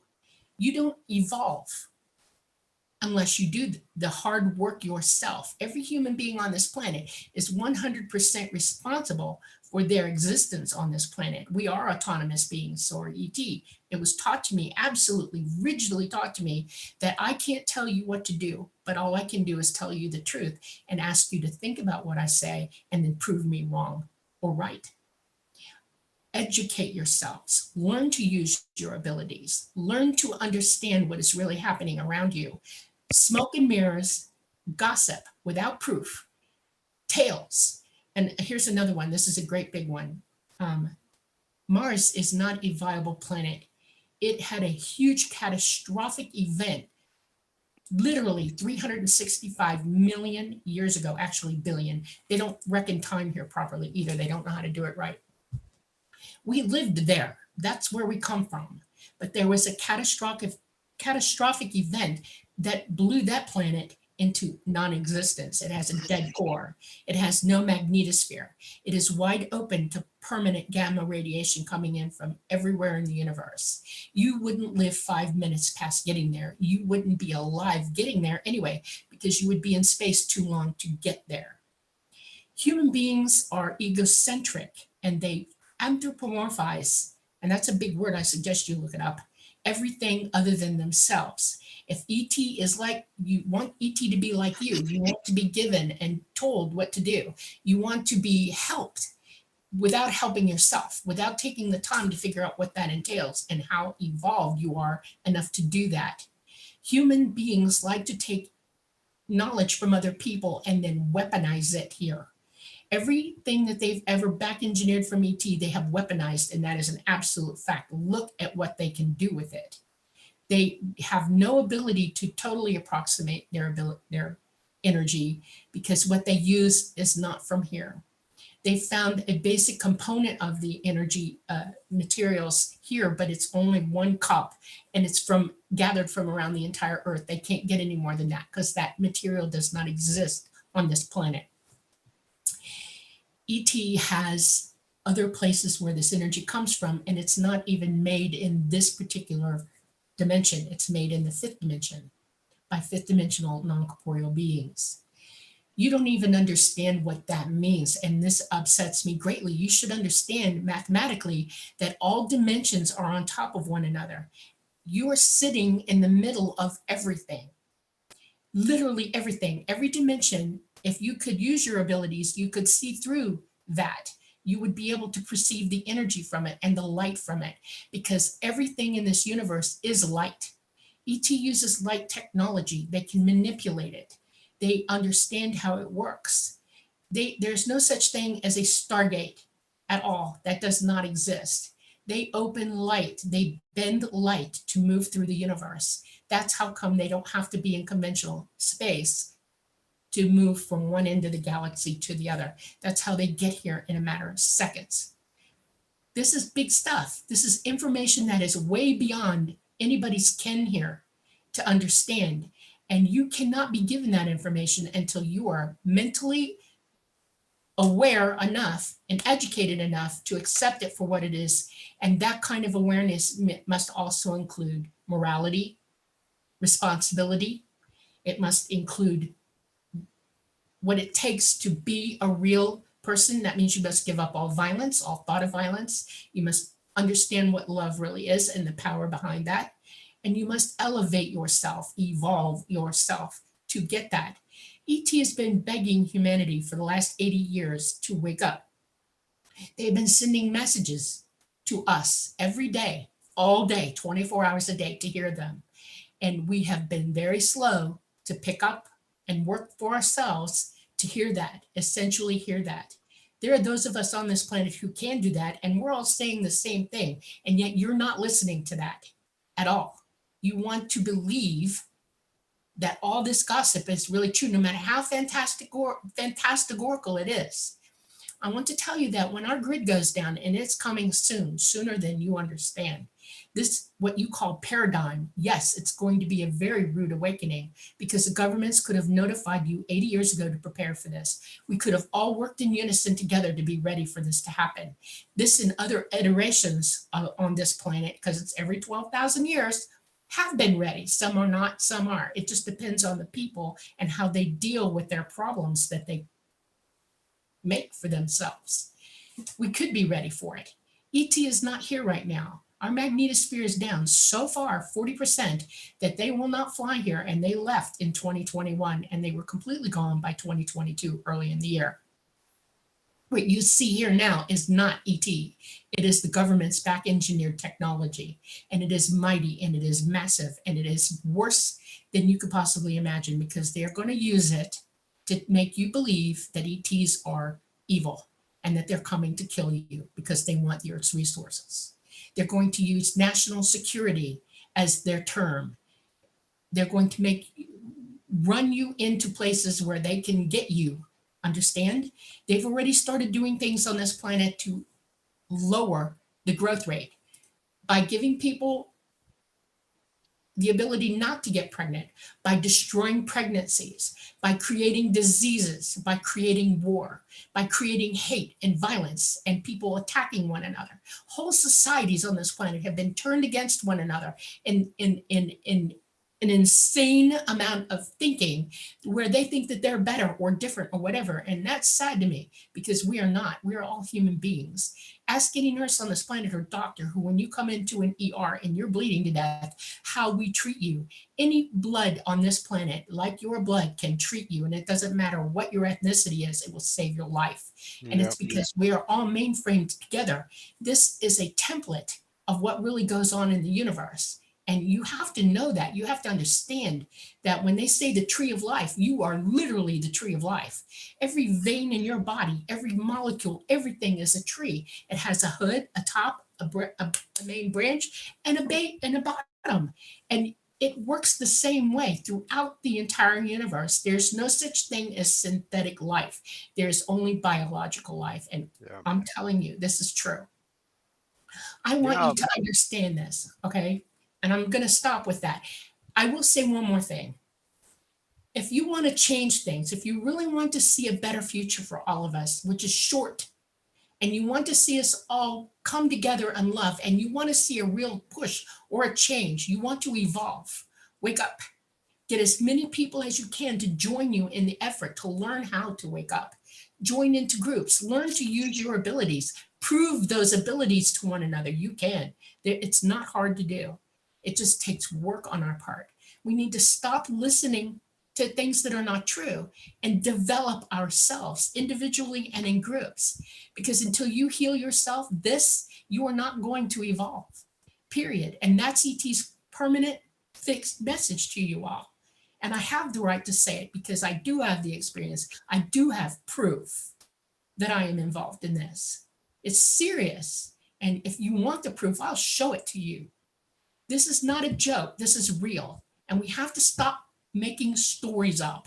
We have to stop telling each other things that are not true. And I'm going to leave it at that. Because I want you all to realize that love is the most important thing in this universe. ET believes in it wholeheartedly. They don't have governments. They have consensus. Whitley Strieber called it communion, which is a good way to refer to it. Wisdom is their guide. Wisdom, those the most wise give the advice. They know how to follow it and help one another and be with one another and do the good things and do the good work. And they expect us, their children, to wake up to this and meet them at least halfway. And we're not doing that. We're too busy running around going, oh, here, oh, here, oh, here, oh, there. Oh, the government, they're going to disclose. We need to listen to authority. No, you don't. Wake up. You're an autonomous being. Use your abilities. You will see. Yeah. Okay. Well, thank you, Dolly. And yeah, actually, there's some science behind what you're talking about for a lot of this. So, and Sheila, would you? There you go. Yeah, Dolly, I was just going to ask for the people listening, if you could share just a little bit about when ET has shared with you the grid is coming down, so they can begin to prepare. I have not only known it my whole life by IT, but I knew it through my father who worked for NASA. My father was a scientist as well. My father had an IQ of overworking 200. He taught himself everything. He never went to college. He was a registered architect and aeronautical engineer in almost every state in this country. He is gifted beyond belief. I was raised with this knowledge. I was taught this knowledge. I figured my path was to do whatever I could to do to help humanity. And I chose my path. I wanted to fly because ET has been visiting humanity always to help them to heal. All this gamma radiation coming in has been their number one top priority with us, to keep us going long enough to survive this, because it's serious, okay? And most people are afraid. Well, as a nurse, I know that. There are educated people who walk into an emergency room and attack nurses. I know that. I've had it happen to me, until they understand or they're knowledgeable, and you can get to their mind and teach them what they need to understand, why this is necessary to help them in the best way possible. And ET's been doing that. And there are lots of people who know this as contactees. They come away from their experiences going, oh yeah, okay, I like this. Let's keep going. Teach me more. And ET's message to them has always been, stop polluting the planet. You're polluting your bodies. This is the most important thing you need to stop doing. I want to say something, and I don't mean to disagree with anybody or anything, but my knowledge about this incident is empirical. And when the truth, I don't know if the truth will ever come out, because the governments have lied for so long that nobody really knows what the truth is. I don't think half of them even know. My father was an airborne ranger.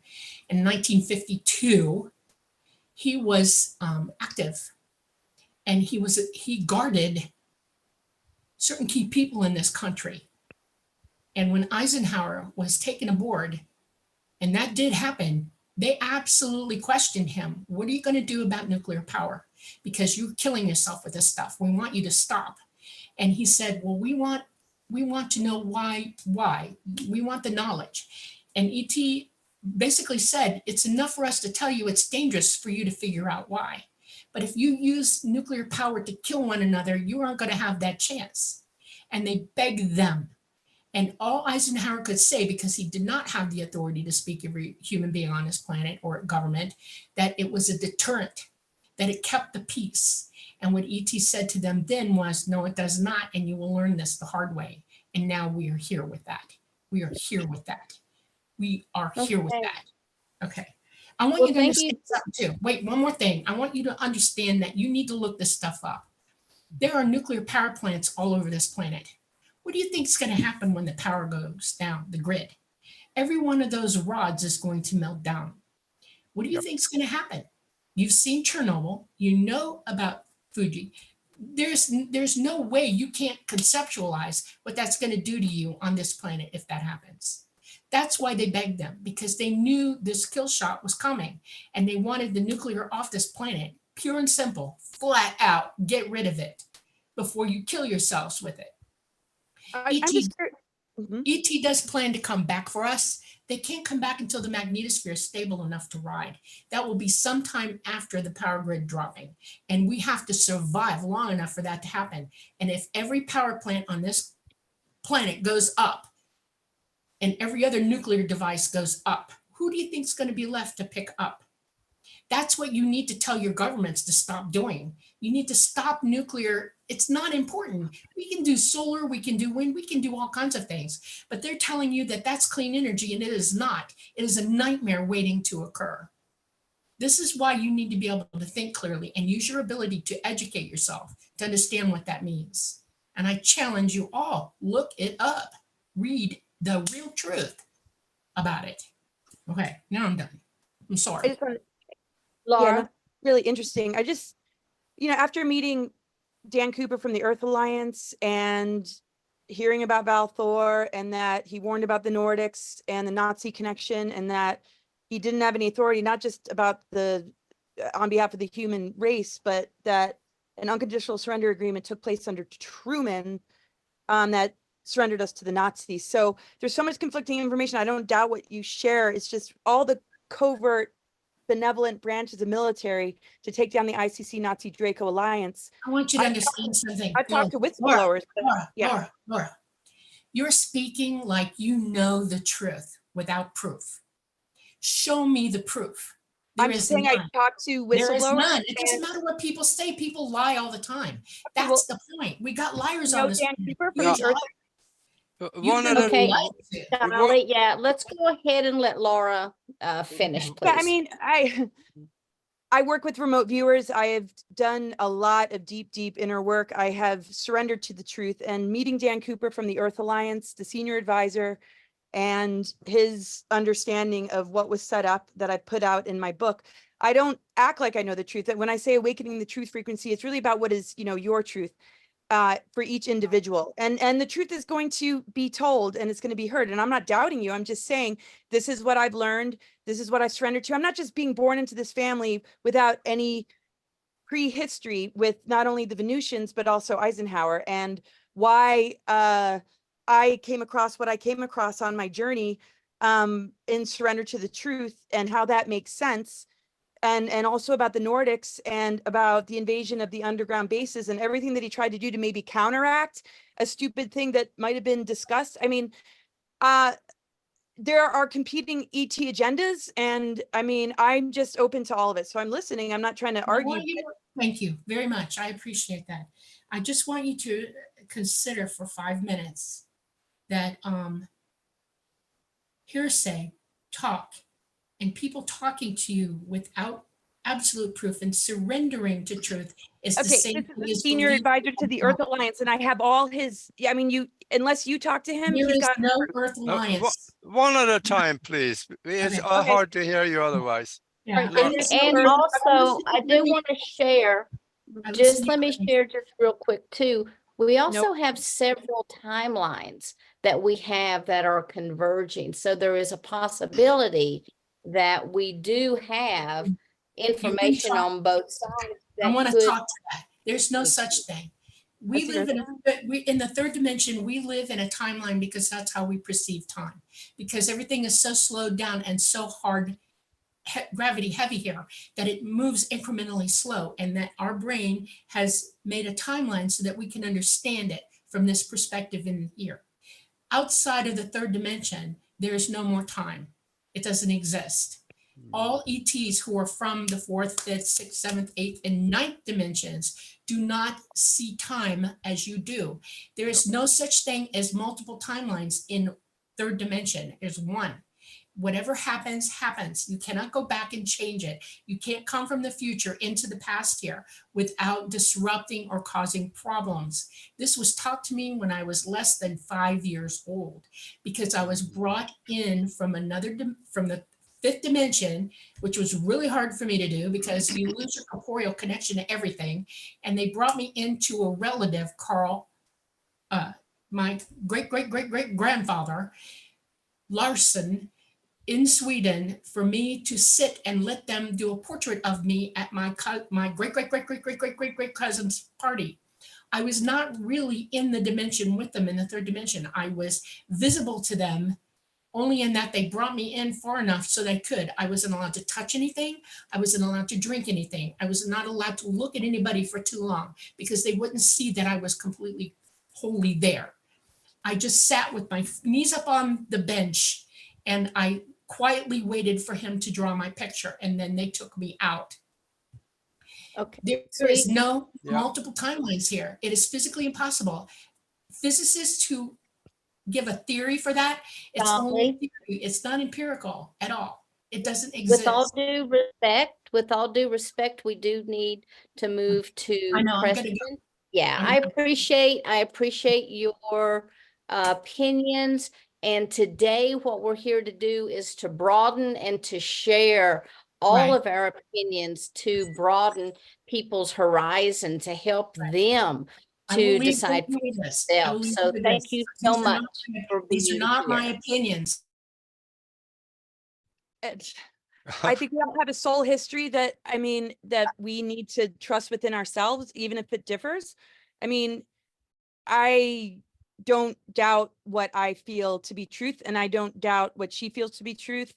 And there are competing ET agendas, and there are levels of dimensional energies that are communicating things that are also behind paying for the propaganda machine that are even coming from so-called extraterrestrials that we have to think about. And the truth will be known. I'm not doubting her. I'm not saying that I'm absolutely right. I'm just saying it will be known. And some of you, I would love for you to see the information I have on this guy, to vet him. I've shared it with other people, but with the expertise of those on this panel, I'm not just pulling this out of nowhere. I've got about 80 different emails and text messages from somebody who did not seek me out, that doesn't want any money, doesn't want anything from me, that I signed an agreement to be able to quote him in my book. And he said that he has immunities and he works directly with the Guardians, and outer barrier was put around the planet to corner them, to corner the Dracos, so they couldn't come in anymore and they couldn't get out, so that we could corner them. And I'm feeling with the white hats and some of the positive military forces, although there are some false claims, that these things do exist. And that's not out of disrespect for her and what she shares. I know she just disappeared. So, but I just share it. It feels like my truth. It doesn't mean it has to be anybody else's, because love is more important than our differences. And I can't help who I'm related to if he did do something stupid. And I'm not here to cover his tracks. I'm just stating what I surrender to and what the synchronicities have shown me, without being biased, because I wouldn't have even known to think of these things that were shared with me. So I just want to say that. Thank you. Yeah, that's good. Thank you so much. Oh, yeah, it gets spirited when we are knocking on the edges of our paradigm. Now, I would say, as an astral traveler, I have been outside of the physical.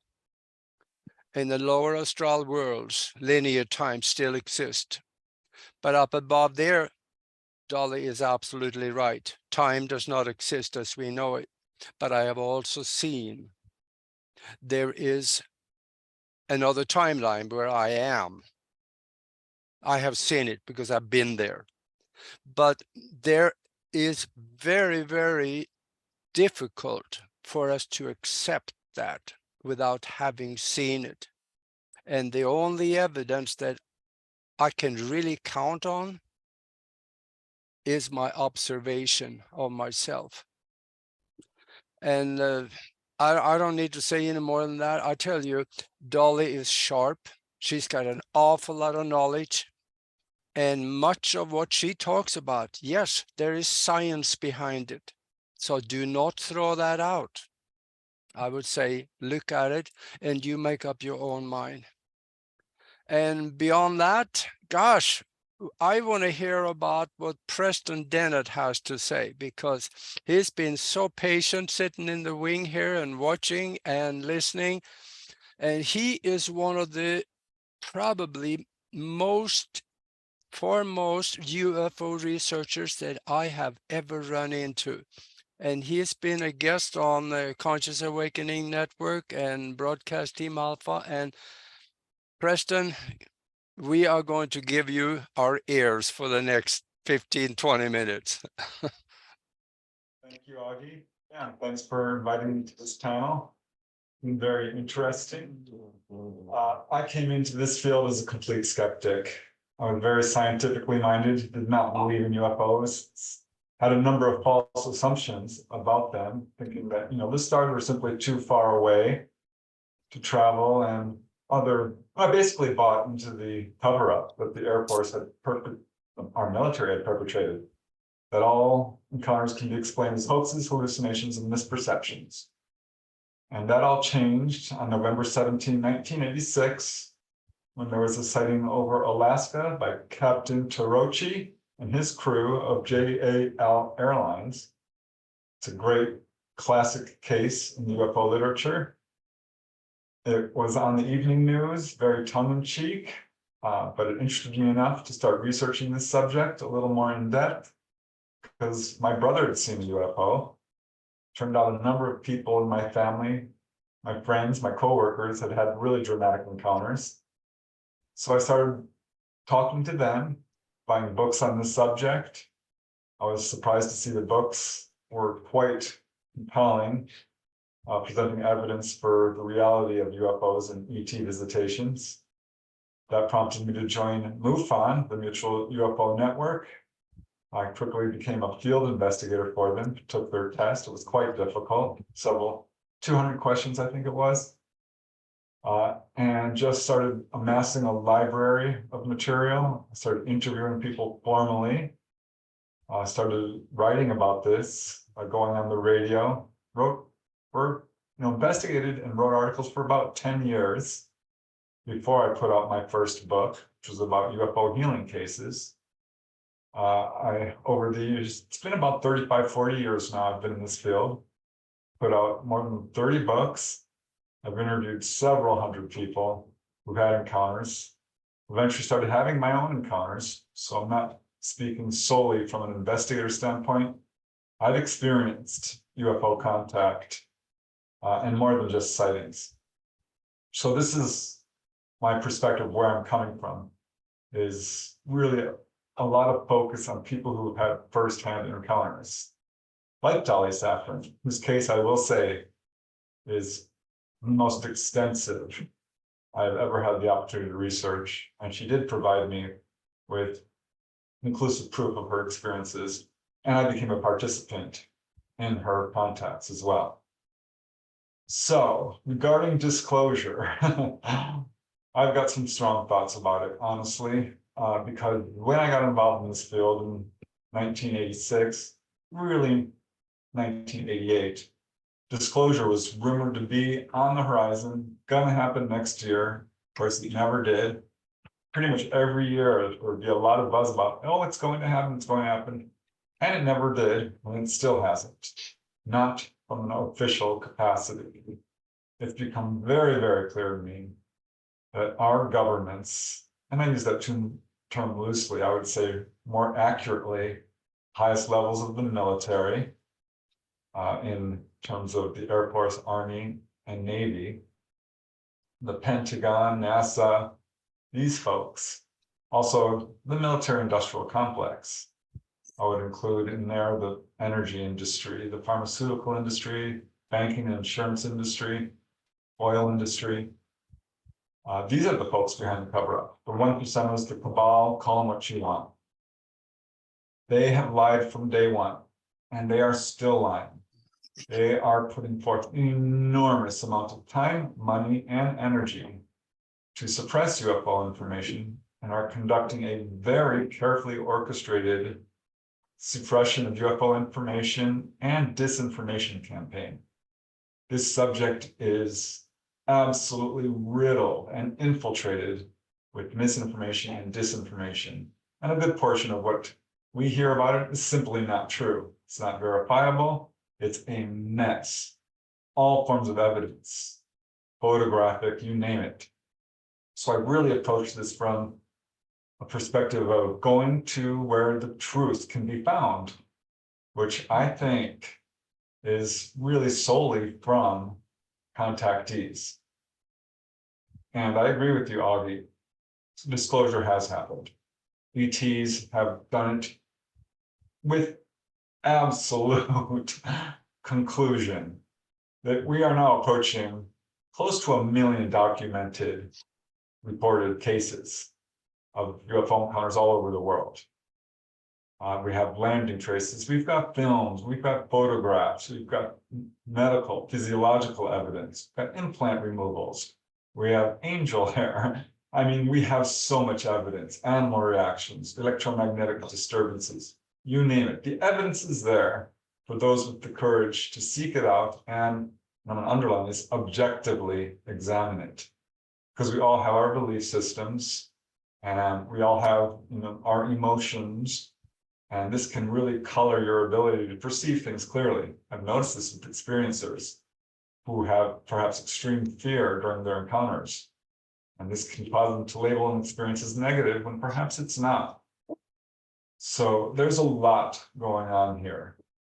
I think if you look at the cases of UFOs over schoolyards, like the Rua, Zimbabwe case, Ariel Elementary School. That's one of well over 100 schoolyard cases, like Westall High School in Melbourne, Australia, Crestview Elementary in Opelika, Florida, Broadhaven in Wales. These are examples of disclosure. Jim and Carl Lorenzen noticed this early on when UFOs hover over Hillsdale College in 1966 and showed themselves to over 100 people, students, faculty, police officers. And they said, we think this is preparation for one-day open official contact. Raymond Fowler took note of that incident and said, of the 15 cases he had examined that year, this is March of 1966, 8 took place over schoolyards. The reason I'm underlining this is because this is a very clever way the ETs are conducting what amounts to a publicity campaign.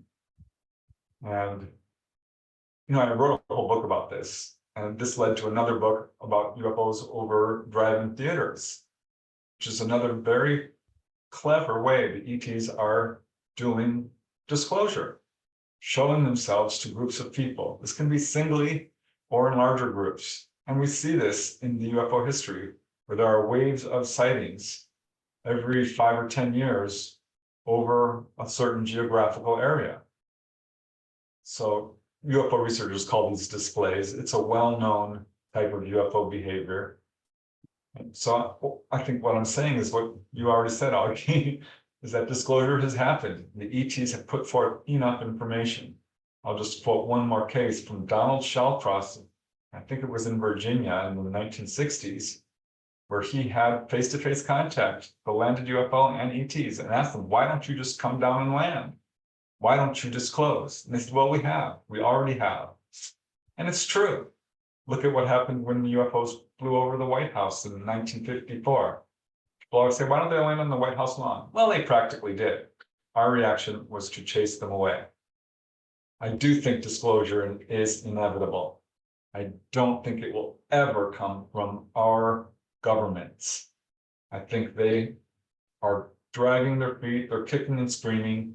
The only reason we see any steps towards disclosure is so that they can maintain control of their narrative, which is very fear-based, and trying to put forth a false idea that ETs are here to hurt us and take over. I think if you look at the first 10 cases, that's a ridiculous notion. ETs have been around for a very long time. And I've interviewed so many people. And while it can be scary, there's no evidence that we're here to take over or eat us or intentionally hurt or scare people. It's the first thing they will tell contactees. Have no fear, no harm will come to you. They've said it in 1,000 ways. It's almost 100% of the time when someone sees an ET, they will say this. And if you take an objective look at the onboard experience, the scariest thing I hear from people is being physically examined. And yeah, I can totally understand why that would be disconcerting, to say the least. But this is when quite often, people are being healed. This, I think, is one of the primary purposes for people being pulled on board. We know they're following genetic lines. It's become more and more clear to me that this is exactly what they're doing. They're maintaining our genetics, which are being severely damaged by our own behavior, partly by what Dolly was talking about, the collapsing of magnetic fields of our planet. I get a lot of contactees telling me about these sort of things. The ETs warn over and over and over and over again about the dangers of nuclear proliferation, war and aggression, greed and corruption, the destruction of the environment, and pollution. These are their primary concerns. I've documented some 300 plus healing cases from pretty much every major researcher across the planet. This is the ET mission, goal, agenda. One of healing, guiding, teaching, and warning. And beyond that, waking people up to their own psychic abilities, to the fact that we are them, they are us, we share a common heritage. So I think ultimately, ETs have already done the work to disclose. Our governments are doing everything they can to counter this, and the ETs are doing everything they can to provide the truth. And I think they have been more successful than the government, because we're now at a point where this subject is going mainstream. Pretty much everyone knows what a UFO is. Everyone believes our government is lying about this, and we can prove it. They are. This is demonstrable. It's not speculation. It's easily proven through documents released from the Freedom of Information Act, or just looking at what they're saying in these congressional hearings. For example, when they were asked, Moultrie and Daley, have we ever shot at UFOs? They both said no. We know that's not true. And we've got case after case after case to prove this. Yeah. They were asked about the Malmstrom incident. Do you have any reporting on this? Malmstrom being the air base where UFOs in 1967 shut down our nuclear-tipped missiles. They said they have no reporting on this. That is not credible. If they're the heads of the Defense Department, of course they know. UFOs are hovering over anything nuclear. Nuclear power stations, nuclear vehicles, nuclear waste dumps, nuclear stations, everything.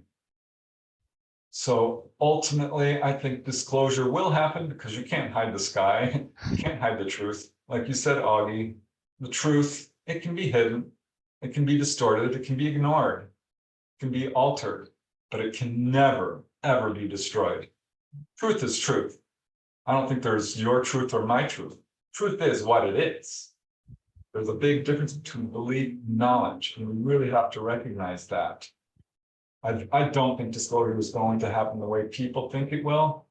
I think it's going to be more along the lines of what Dolly says and what so many contactees have told me, that at some point we may be facing an existential crisis, and the sky will fill with craft, and a segment of the population will be pulled off. I've heard this from so many contactees.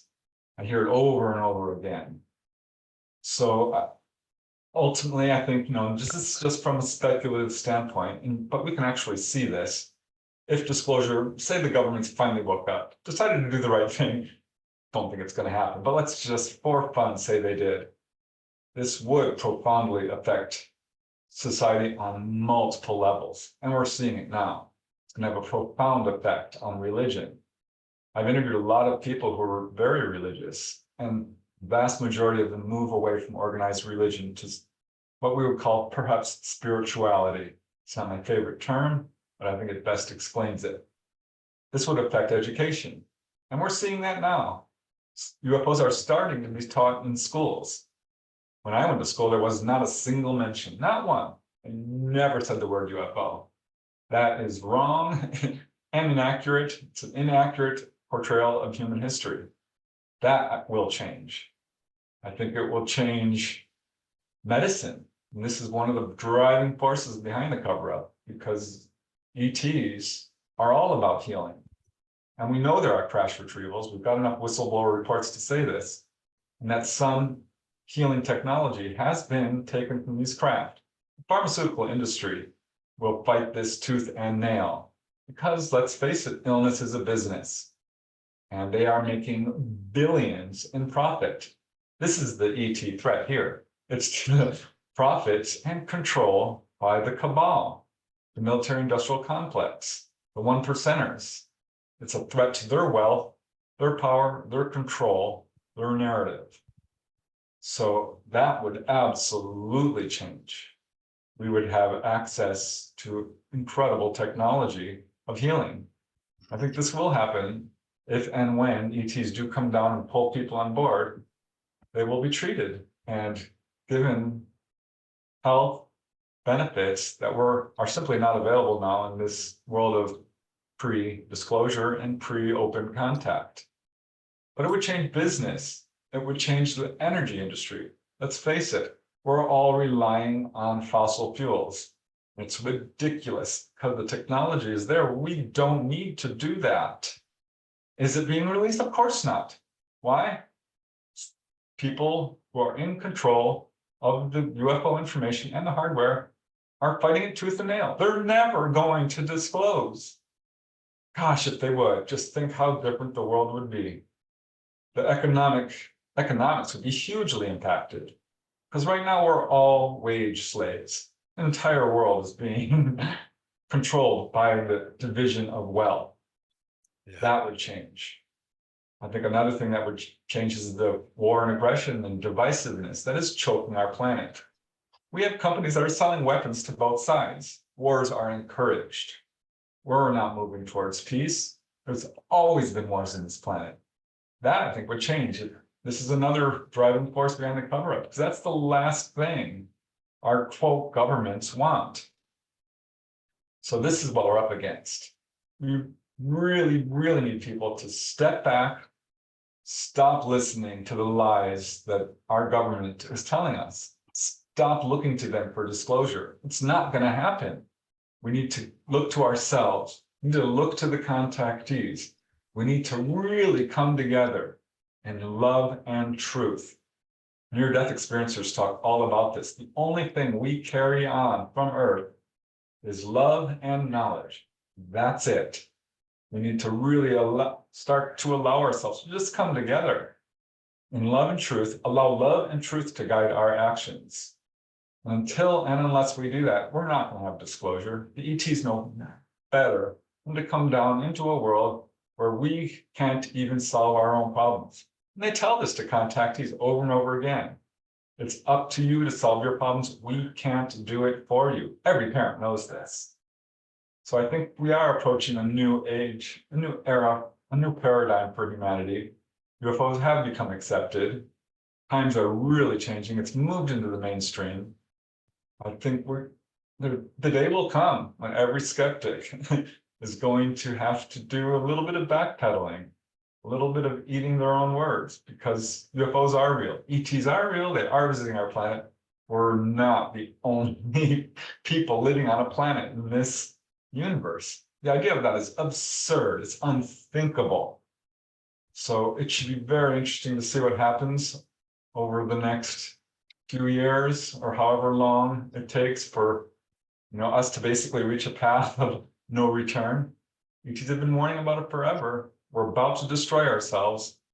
They're talking all about major disasters hitting our planet, whether it's a pole tilt or CMEs or tsunamis and earthquakes. They are warning us, and it's coming from every side, wherever you look to for knowledge, by the way, whether it's Native American elders, mainstream scientists, channelers, near-death experiencers, UFO contactees. They're all saying this. So it behooves us to listen. And we, just in closing, I don't want to be all fear-based about this. We all come to Earth. We're here a short time, and we move on to the other side.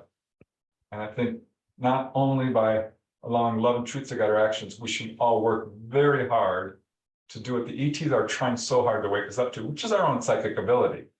Do astral projection. It's not hard to learn. It will open up worlds for you. Learn telepathy. Raise your psychic abilities so you can tell when people are lying or not. This could change everything very quickly. So don't live in fear. Leave fear behind. There's no need for it. It's a safe universe.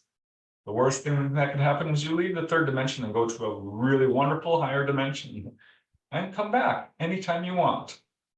So that's my viewpoint. I think disclosure, yeah, it's going to happen sooner or later. It might be a little government out there which says, you know what, we're done. I'm going rogue. Here's a saucer. I don't think so. I think they're all working in concert. I trust the ETs far more than any of the folks in government. And I hate to say it, but they've dug their own grave. They painted themselves into a corner. So we'll see what happens. I'm excited. It's a great time to be on Earth. I'm having fun. And I think we should all just, think positive, have fun, allow love and truth to guide our actions, leave fear behind. Don't look to the government for answers, look to the contactees. Boy, oh boy, am I with you on that one, Preston. I would trust the ET much more than I trust government too. Yeah. Absolutely. Yeah, absolutely. And Auggie, I was going to say too, when, with my contact experiences, I was even told, you don't have to come. You don't have to come. And I chose to go anyway. And I remember being on tables, my children, my whole family was there. And it was nothing for us that was scary. It was nothing. The energy around everything was very, very loving. And so I guess I come at things from a little bit of a different perspective because, I volunteered to be here as a soul exchange walk-in. I agreed to be boots on the ground. And from my perspective, I came in to help anchor new light codes of awakening so that, we can all shift together, because in the end, as Preston was saying, this is all about the experience. It's going to be over very, very quickly. And on the other side, there's no good, there's no bad. It just is the experience. But we're here at a phenomenal time on this planet. I mean, there's so much that's going on, so much that's exciting. And we are the disclosure. Disclosure has already begun to happen. And I do believe that there are multiple timelines that are in the process of merging. What that final timeline will be, I don't think any of us know, because there are still so many variables that are occurring out there, so many things that are being revealed. And so the speakers that we've had today, I think really have shared so much great food for thought that people can go away from this conference being excited and energized, with tons of links in the chat for their own discovery, for their own research. So, I want to thank everybody for being here and for your comments, and I'm very excited. And Auggie, what are your comments? Oh, first of all, I always have comments, but Preston, let people know where they can get a hold of you and your books that you have written. There are so many of them, and they deal with this kind of stuff that we need to know. So let them know. Yeah, it's Auggie. I'm pretty easy to find. My books as well. You can get them on Amazon, Barnes & Noble, other online retailers. I have a website, just punch in my name, it should take you there. The actual address is prestondennett.weebly.com. I also have a YouTube channel. Dolly and I co-host a weekly live podcast on Monday evenings from, let's see, 9 to 11 p.m. Eastern, where we bring on guests who've had firsthand experiences and researchers. So yeah, I mean, I'm on Instagram, Facebook. I'm in Facebook jail right now, actually, but we've all been there. Yeah. Yeah, Oh, pretty that's easy for to sure. find. Let me, for about a minute and a half, dwell a little bit on what Dolly said, because I said there is some science behind that. And again, I have stories, and this is one that I want us to think on. I think it was the second in command of the CERN in Switzerland, that the collider. He was speaking on the floor of the European Parliament. And he started his talk out, but he was going to explain what they were doing. He started his talk probably about 4, 5, 6 years ago now. He said, first of all, I have to apologize to you. He said, we destroyed the world, so we are in a separate timeline now. And then he went on, right after that, he went on with his talk, what they were doing. Was he just joking, or was he telling the truth? Maybe they had destroyed one timeline, or this part of that timeline. I don't know, because I know there are more than one timeline. And what Dolly was talking about, the kill shot, it could very well happen in one of those timelines. We don't know. Because if one timeline is destroyed and we're in it, we're gone in that timeline, but we are also existing here. Or another timeline if this one is destroyed. Well, I Because have to say, I've never heard any contactees tell me about differing timelines. I'm just putting that out there. Yeah, I don't yeah. know. Yeah. If I could say something when you're done, Augie, yeah. Yeah, go ahead, Laura. Yeah, I mean, the thing is, we're learning about what our DNA is really made of.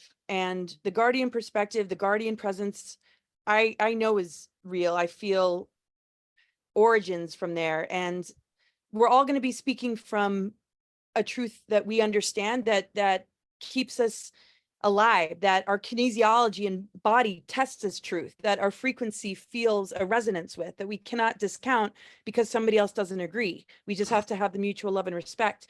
When we move through fences and seals that have been placed in our DNA and we bust through and dissolve it through meeting with the gatekeepers and the limitations that are put upon us, I think we do realize that there are higher harmonic universes, higher earth energies, and we're not all vibrating at the same level. If we're still in a 3D personality matrix perspective, our timeline is going to be showing us the reality that our mind is vibrating at or believing in. And so the whole harvesting and siphoning and dark reversal grids are connected to extraterrestrials. Not all of them are benevolent. There are some that are vampiric and parasitic, and they maybe shouldn't be called extraterrestrials or aliens. They could just be called demonic. And I think that there is a confusion there with what we would name them. When we move beyond the parasitic, inverted reversal grid timeline, and we understand an organic ascension timeline that's not engineered, is not taking the loosh or the life force energy in the dream creative imagination from humans to battery it up, because that's what they require, we're on a completely different trajectory. And if we are prepared, whatever collapses, Mother Earth and her energies are rising. So we are just letting go of one paradigm to move into the next, and it requires the creation and destruction for something to go in order for something to be unveiled and discovered from within. And so we're not all experiencing it in the same way. So I think absolutely, like, I'm not discounting at all, because I mean, you guys are brilliant about what you're sharing, but I think another way to maybe see it in a way that validates different timelines is your vibration, your frequency, and what you're able to access and what that changes in your life. Because I think we can all admit that when we've awoken, we're not answering to that matrix job. We're not in toxic relationships. We're not eating the same crap food we were raised with. Our frequency is completely different. Therefore, our life trajectory is going to be different. And we're going to experience a more advanced version of ourselves that is taking us into a different destiny than one if we're continuing down a toxic path. So I think, you know, there are better outcomes on a physical level for making those choices. But if it all ends, we're going to wake up somewhere that is a vibrational match to our soul development and what we are able to do in the physical realm here. I just want to say that. Let me just for a second speak to Julia Stauffer in the chat room. You're right. Love is the answer. It doesn't matter what the question is. Love is the answer. Think on that one. Just like we have in the Bible, we have the 10 commandments. We don't need that. We need one commandment. Love one another. And there would be no need for any of the other 9. Think on that too. Anybody agree? Well, that's the thing. I think love is more important than the information, and that I think one of the biggest tactics is to divide and conquer us, to have the information cause division. And I think that the conclusion of anything that we know and understand is to unify and to blend our energies in a way that rebuilds the 12-strand DNA and the template that we have lost full capacity to embody. And any agenda that would pit us against each other that might seem benevolent is something to be questioned, and bring it back to ourselves. Yep. So that we can override it and be functioning from a level of greater sovereignty, because anywhere where we're not in charge of ourselves, something else is going to try and control us. So we're not victims here. We have to understand, you know, where, you know, somebody says that's not possible, or you're not be able to walk again, that we actually can, and believe in ourselves a lot more. And everything that's trying to limit us and stop us sometimes looks benevolent. And isn't necessarily. Look at all the smiling teachers and doctors. They're just regurgitating what they learned. Doesn't mean that they don't have a good heart, but the power of our consciousness, our thought forms, our creative imagination is much greater than we've ever been taught. And I think that is just an area to, you know, enjoy discovering as we pull together this information to understand what has been lost to us. Absolutely. And even if there were a killer shot that will take this all out, we got to remember nothing dies. It just moves to another room where there is wonderful thing in higher vibrations.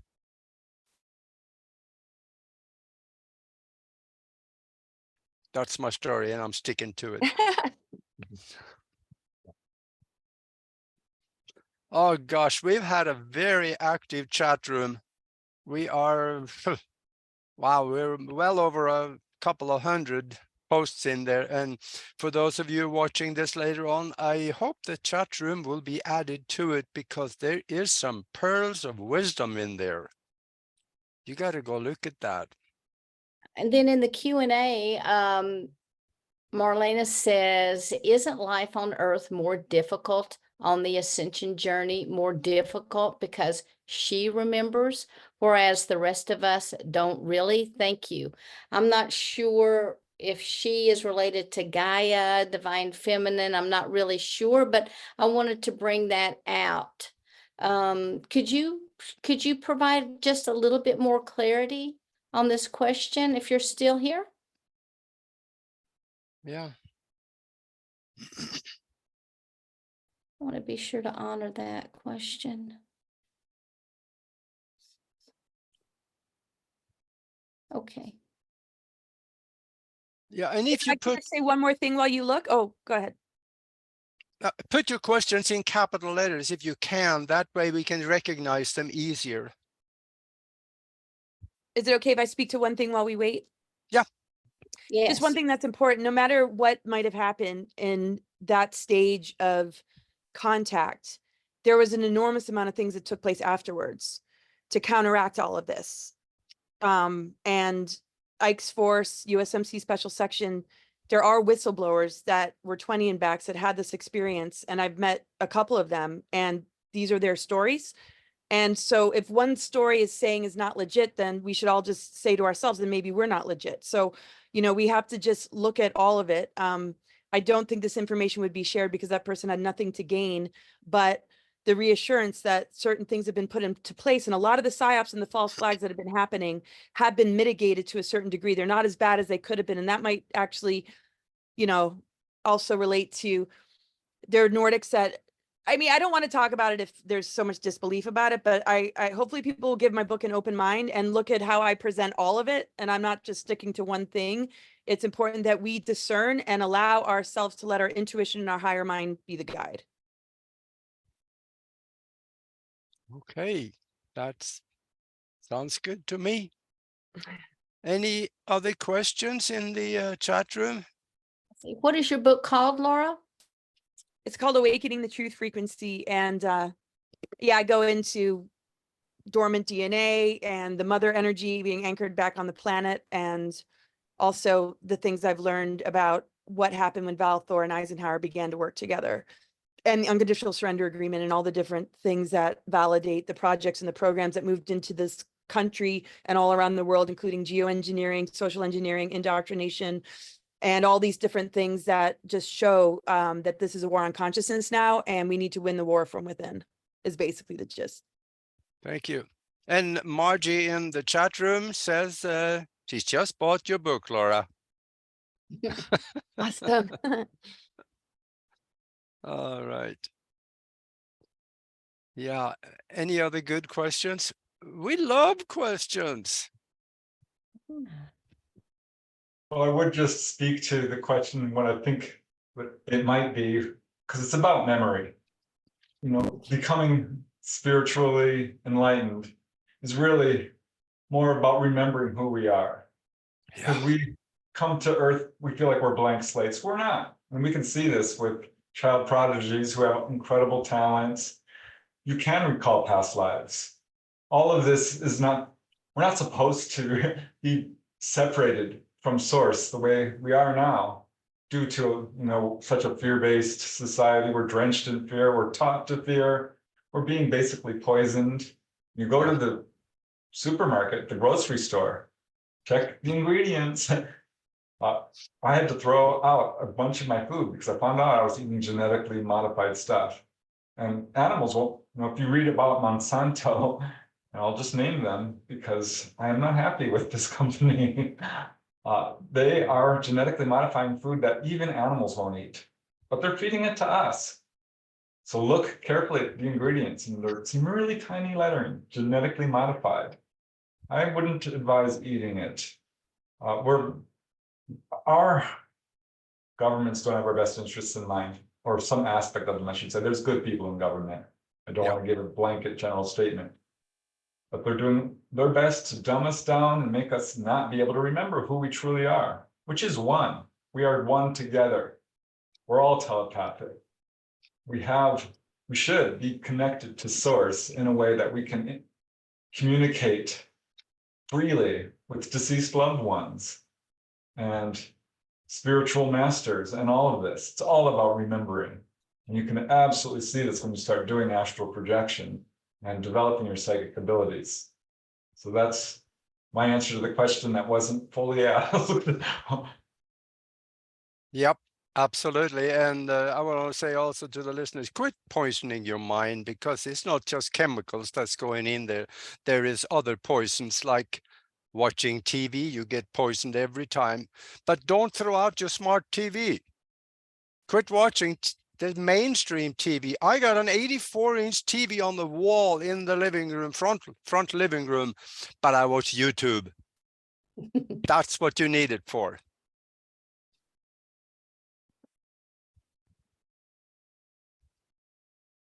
Yeah, I don't see any other questions.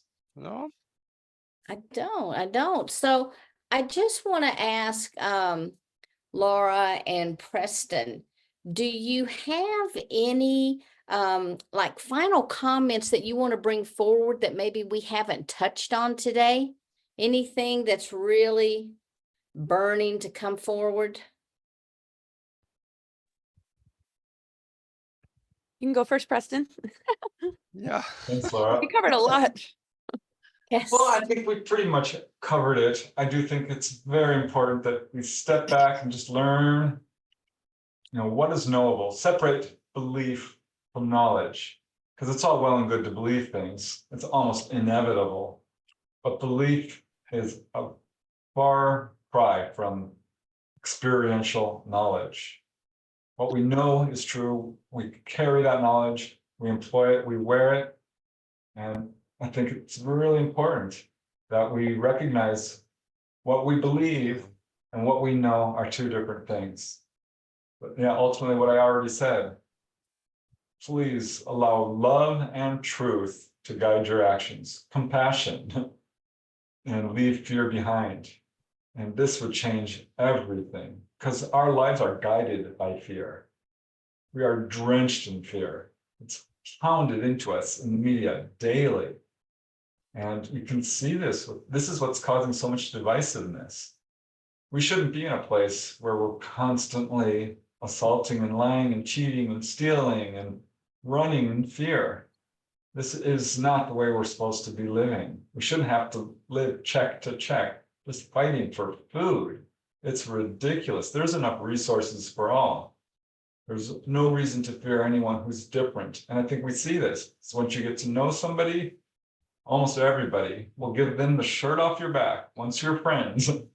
We just need to reach out and be very friendly and allow love and truth and compassion. I know it sounds idealistic. I'm an optimist by nature. I think we can do it. I think humanity's got a lot of growing up to do, but sooner or later, I feel like it's inevitable that we grow up. We do wake up. We do pull ourselves out of delusion and ignorance and the lies and the fear and divisiveness. And at some point, become more aware. And that's what it's all about. Becoming more aware of who you are and what's going on around you. Okay. Ferdinand, he posted some questions and we missed it because I guess I didn't look in that area. He asked what about the soul phone that Dr. Gary Schwartz is working with at the University of Arizona? That is an invention. In fact, I did a video on that on Broadcast Team Alpha a while back because he has created an electronic device operating through a computer where he speaks with alternate realities. It is real. He got it patented. And I don't know if you guys are familiar with that, but the soul phone, go ahead and Google it. You're going to have an eyeful when you start reading about it. There's also something on YouTube about that soul phone. SOUL phone by Dr. Gary Schwartz, because they have contact with an alternate reality. They're asking questions and they are getting answers. And so far, as about a year ago I read, they said all the answers coming back are accurate as far as they know.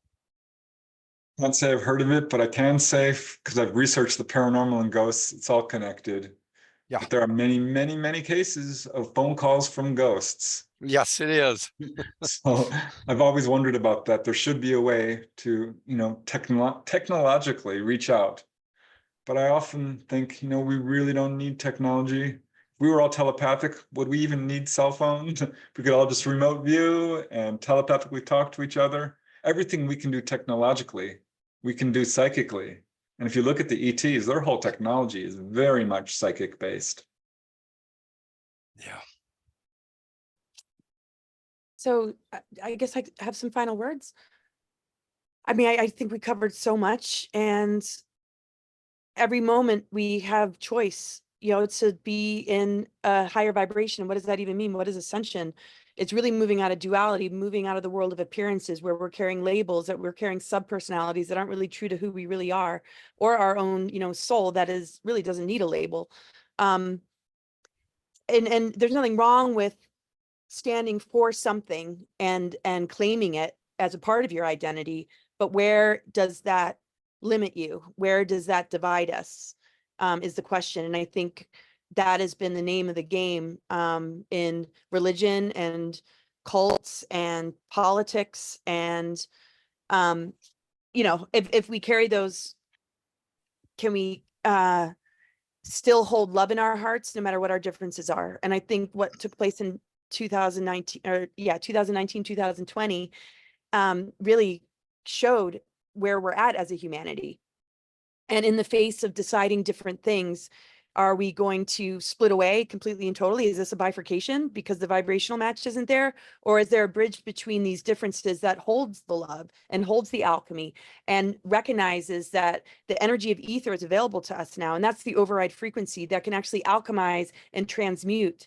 And that ether element in this inverted expression is going into the ground, and the Satanism and the symbolism of this is not available on a level that it's now available, to the point where it can really clear our inner elementals, the nucleic acids of our DNA, in a way that it hasn't been able to before. So if we can keep that love alive and override all these different attempts to cause this division, we'll notice that we can de-weaponize the bioweapons, and we will be able to offset a lot of the frequency distortions and modulations that are coming through 5G and coming through our devices. If we're aware of the games being played, then we're no longer bait. And the thing is, the fact that there's social engineering and indoctrination, that is the bait for the rest of the weapons to even work. And if we're, you know, free of that and we remain in the vibration of love, these dark technologies, including the chemtrails, including all this, you know, intrusion upon us, will not stay stuck and locked into our body in the way it would if we were to buy into the programs, because it acts like a tentacle and it begins to grow, it begins to take over our nervous system. And then we can't hear our intuition, which means our soul matrix is no longer available. So we can't move into that 5D, which is the soul matrix. And we're already there. We're soul centered. We meet soul family. We find soul mates. We're soulful. But this next level attack that we keep seeing is usually when we're going through a massive growth period, and they utilize the planetary alignments to create an inverted psyops version and false reality version to hook us in. So if we can get a grip on that part of it, we'll realize that we are the more advanced technology. We're the override frequency that can dismantle these dark technologies. And wherever we have sensitivities, everything that Mother Earth holds as far as herbs and stones and crystals and medicines and sound healing can completely offset this. So no matter what, you know, let's just pull our resources together, come together, have each other's back, share all these incredible tools and healing modalities, because we all were tasked with a great purpose. And in 1952, when this unconditional surrender agreement took place, Eisenhower was also in contact with star beings connected to the Lakota, Dakota, and Sioux Native Americans, and also Turtle Island, that said there would be a migration of advanced souls coming in. So that was a book handed to me by a Native American woman, and very legitimate source from that. So we are the solution that was born for these times. And in coming together, we help to activate what's dormant in others, because there's not one single soul that isn't the chosen one. But what we need to choose within ourselves is love and wisdom, and not, you know, this race over that race, or this being over that being. And because like one of you said, Preston or Dolly or Auggie or Sheila, we all come from source. So Yeah. Hey, we got another question here from David Ferdinand again. Why do we jump from 3D to 5D and skip 4D? Well, let me take that one. I got to lean on quantum mechanics on this one. 3D is a box.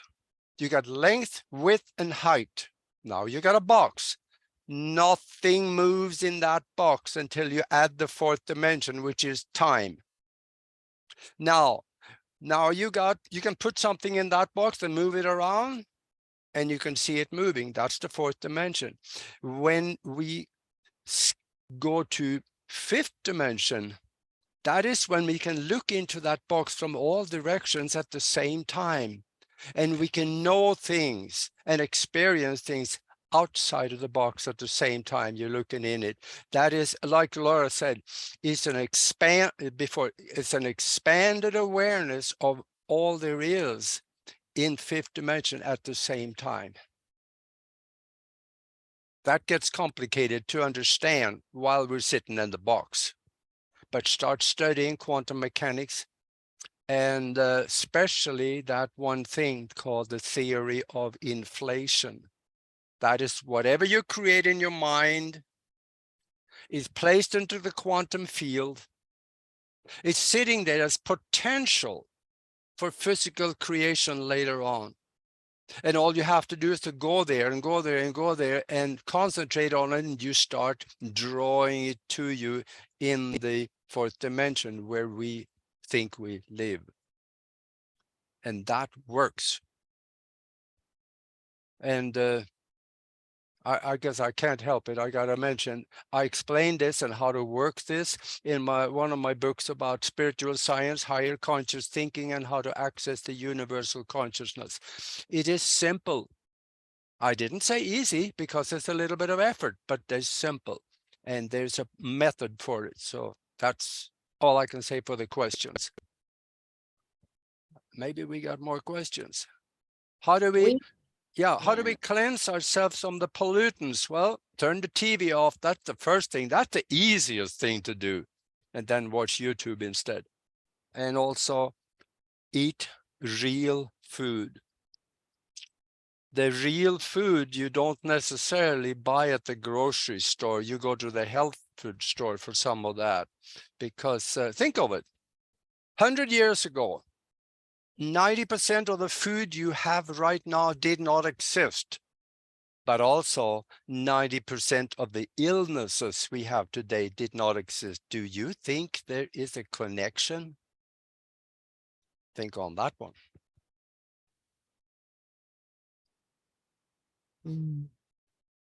I think we have time for one more question from Maggie. She says she has a memory of benevolent Alpha Centaurian visitors installing a crystalline matrix used during the time of Atlantis, that eons later, a galactic council sent a kill shot that led to the destruction of Atlantis after the crystalline matrix was weaponized, and the destruction injected duality, opposition, and the planetary matrix. We've entered into a planetary gateway where this corruption of the energetic matrix can be cleared. There is a timeline where that clearing is happening. Do you guys have any information about this? What about you, Preston?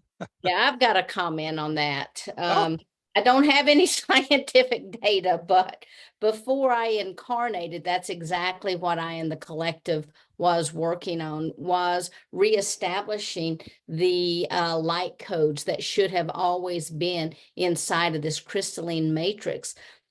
Well, my collective had told me that that kill shot also was coupled with a piezoelectric field that imprinted into that crystalline matrix. And that in and of itself, not just the destruction of Atlantis, but that memory was imprinted into the crystalline matrix. And the importance of that was because that crystalline matrix is also connected into the crystalline grid structures that are inside the earth. So this next generation of beings that came around, as the Hopi look at it, the fourth world, the world that we're living in now, we as that species that walked on this planet was being imprinted with that information, that separation, the fear, etc., from that false matrixing. There are now beings, people even on this planet, that are working to revitalize this crystalline matrix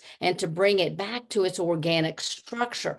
And when we do so, when people physically, when they wake up and they have this physical shift inside of them, they're also shifting that DNA structure. They're breaking through that false matrixing, and they're waking up these other components of who they are as higher beings. And so those are some of the memories that I have about the timeline. I don't know, Laura, if you or Preston have any additional comments you want to share about that.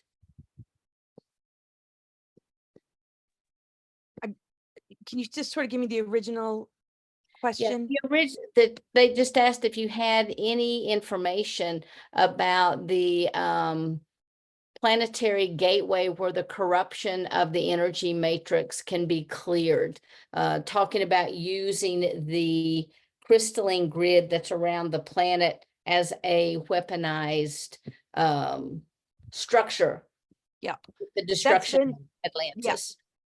Yeah, I mean, I feel that's been cleared with Guardian teams and starseed missions and grid workers that have gone all over the planet that are specifically doing this work, Lisa Renee especially, and the groups of individuals that do this, and the anchoring of the mother energy. As of 2010, the sun started to move through the 13th sign of Fiacus, and this really represented a major timeline shift.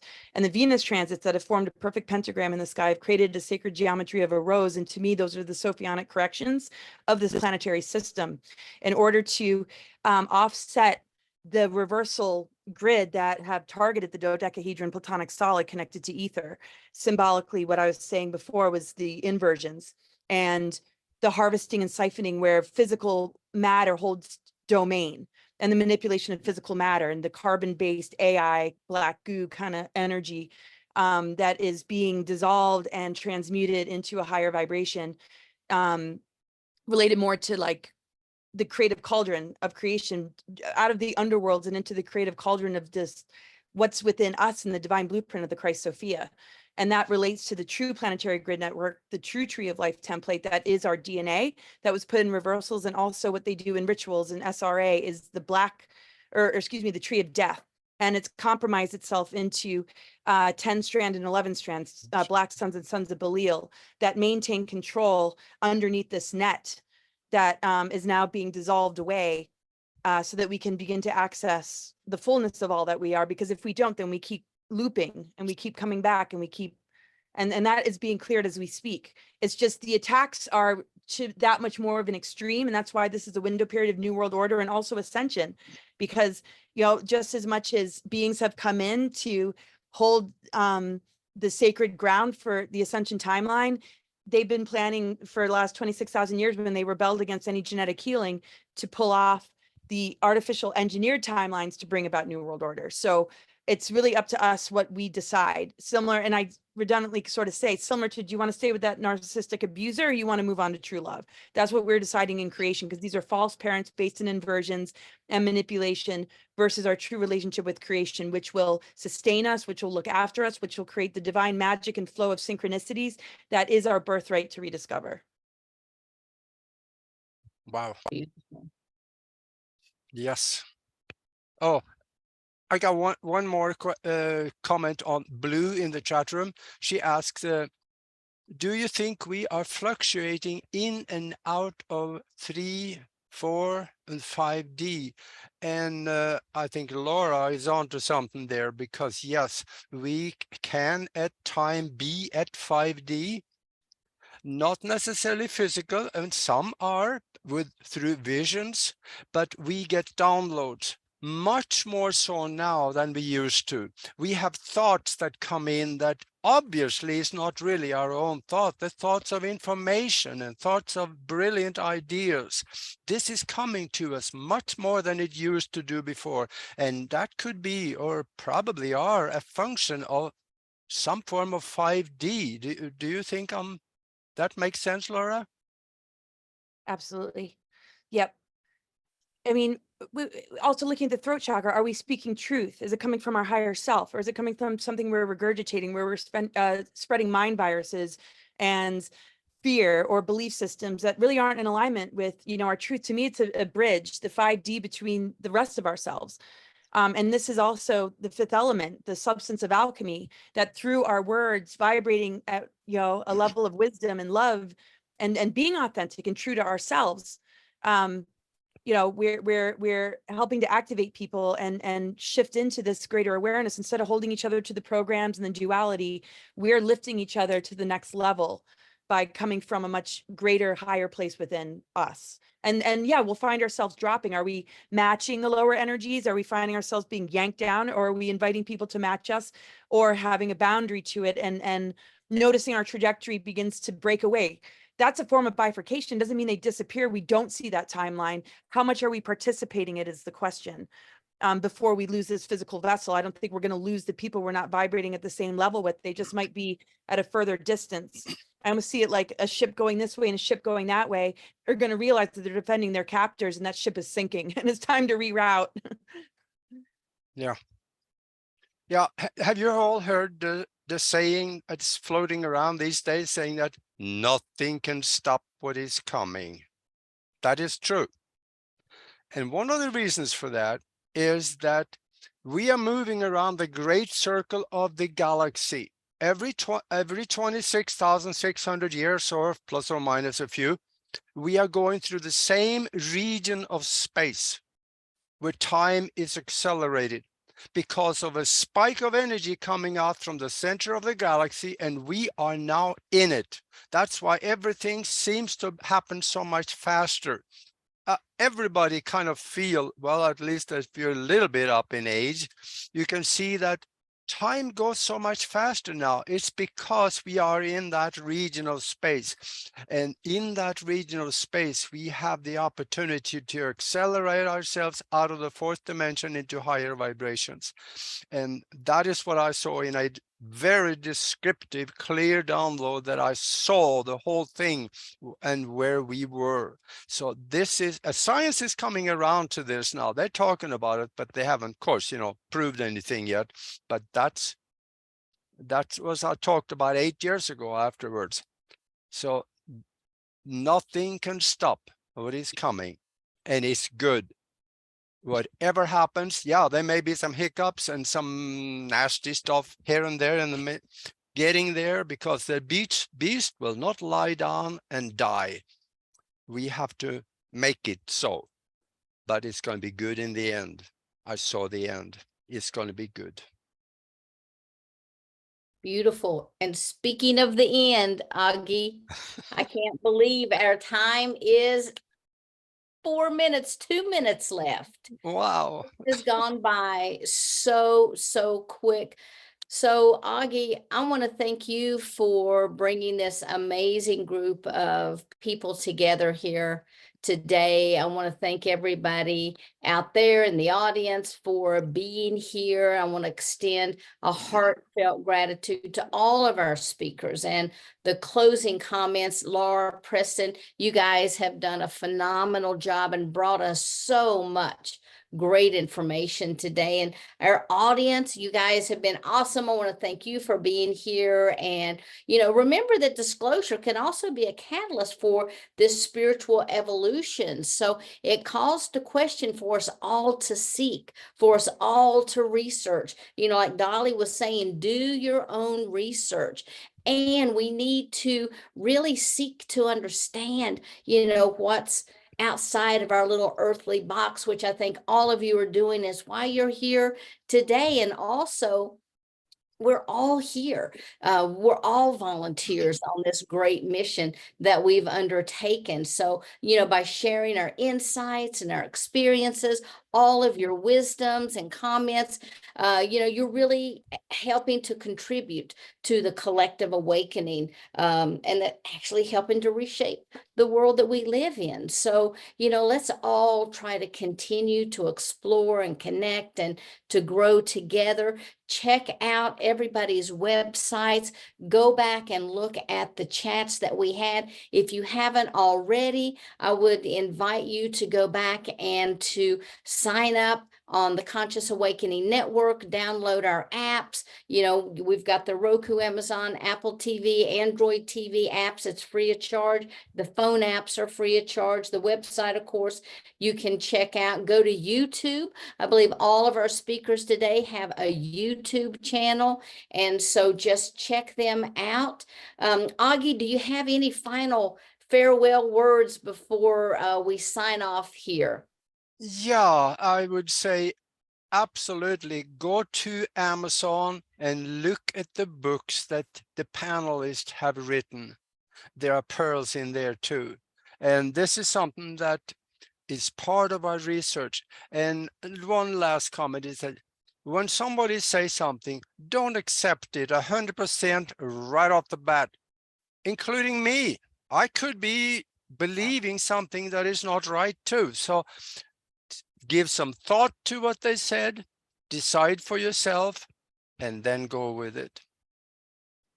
Absolutely. Well done. Well said. Thank you, everyone. Check out the websites, the YouTubes, Amazon. And I want to encourage everybody to always stay curious and courageous. And most importantly, Stay connected to that cosmic love that binds all of us together, because love is all there is and the highest frequency.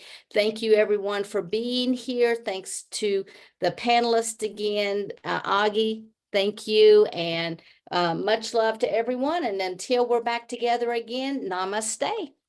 Namaste. Have a great weekend. Too. Bye-bye, Thanks for having everyone. us.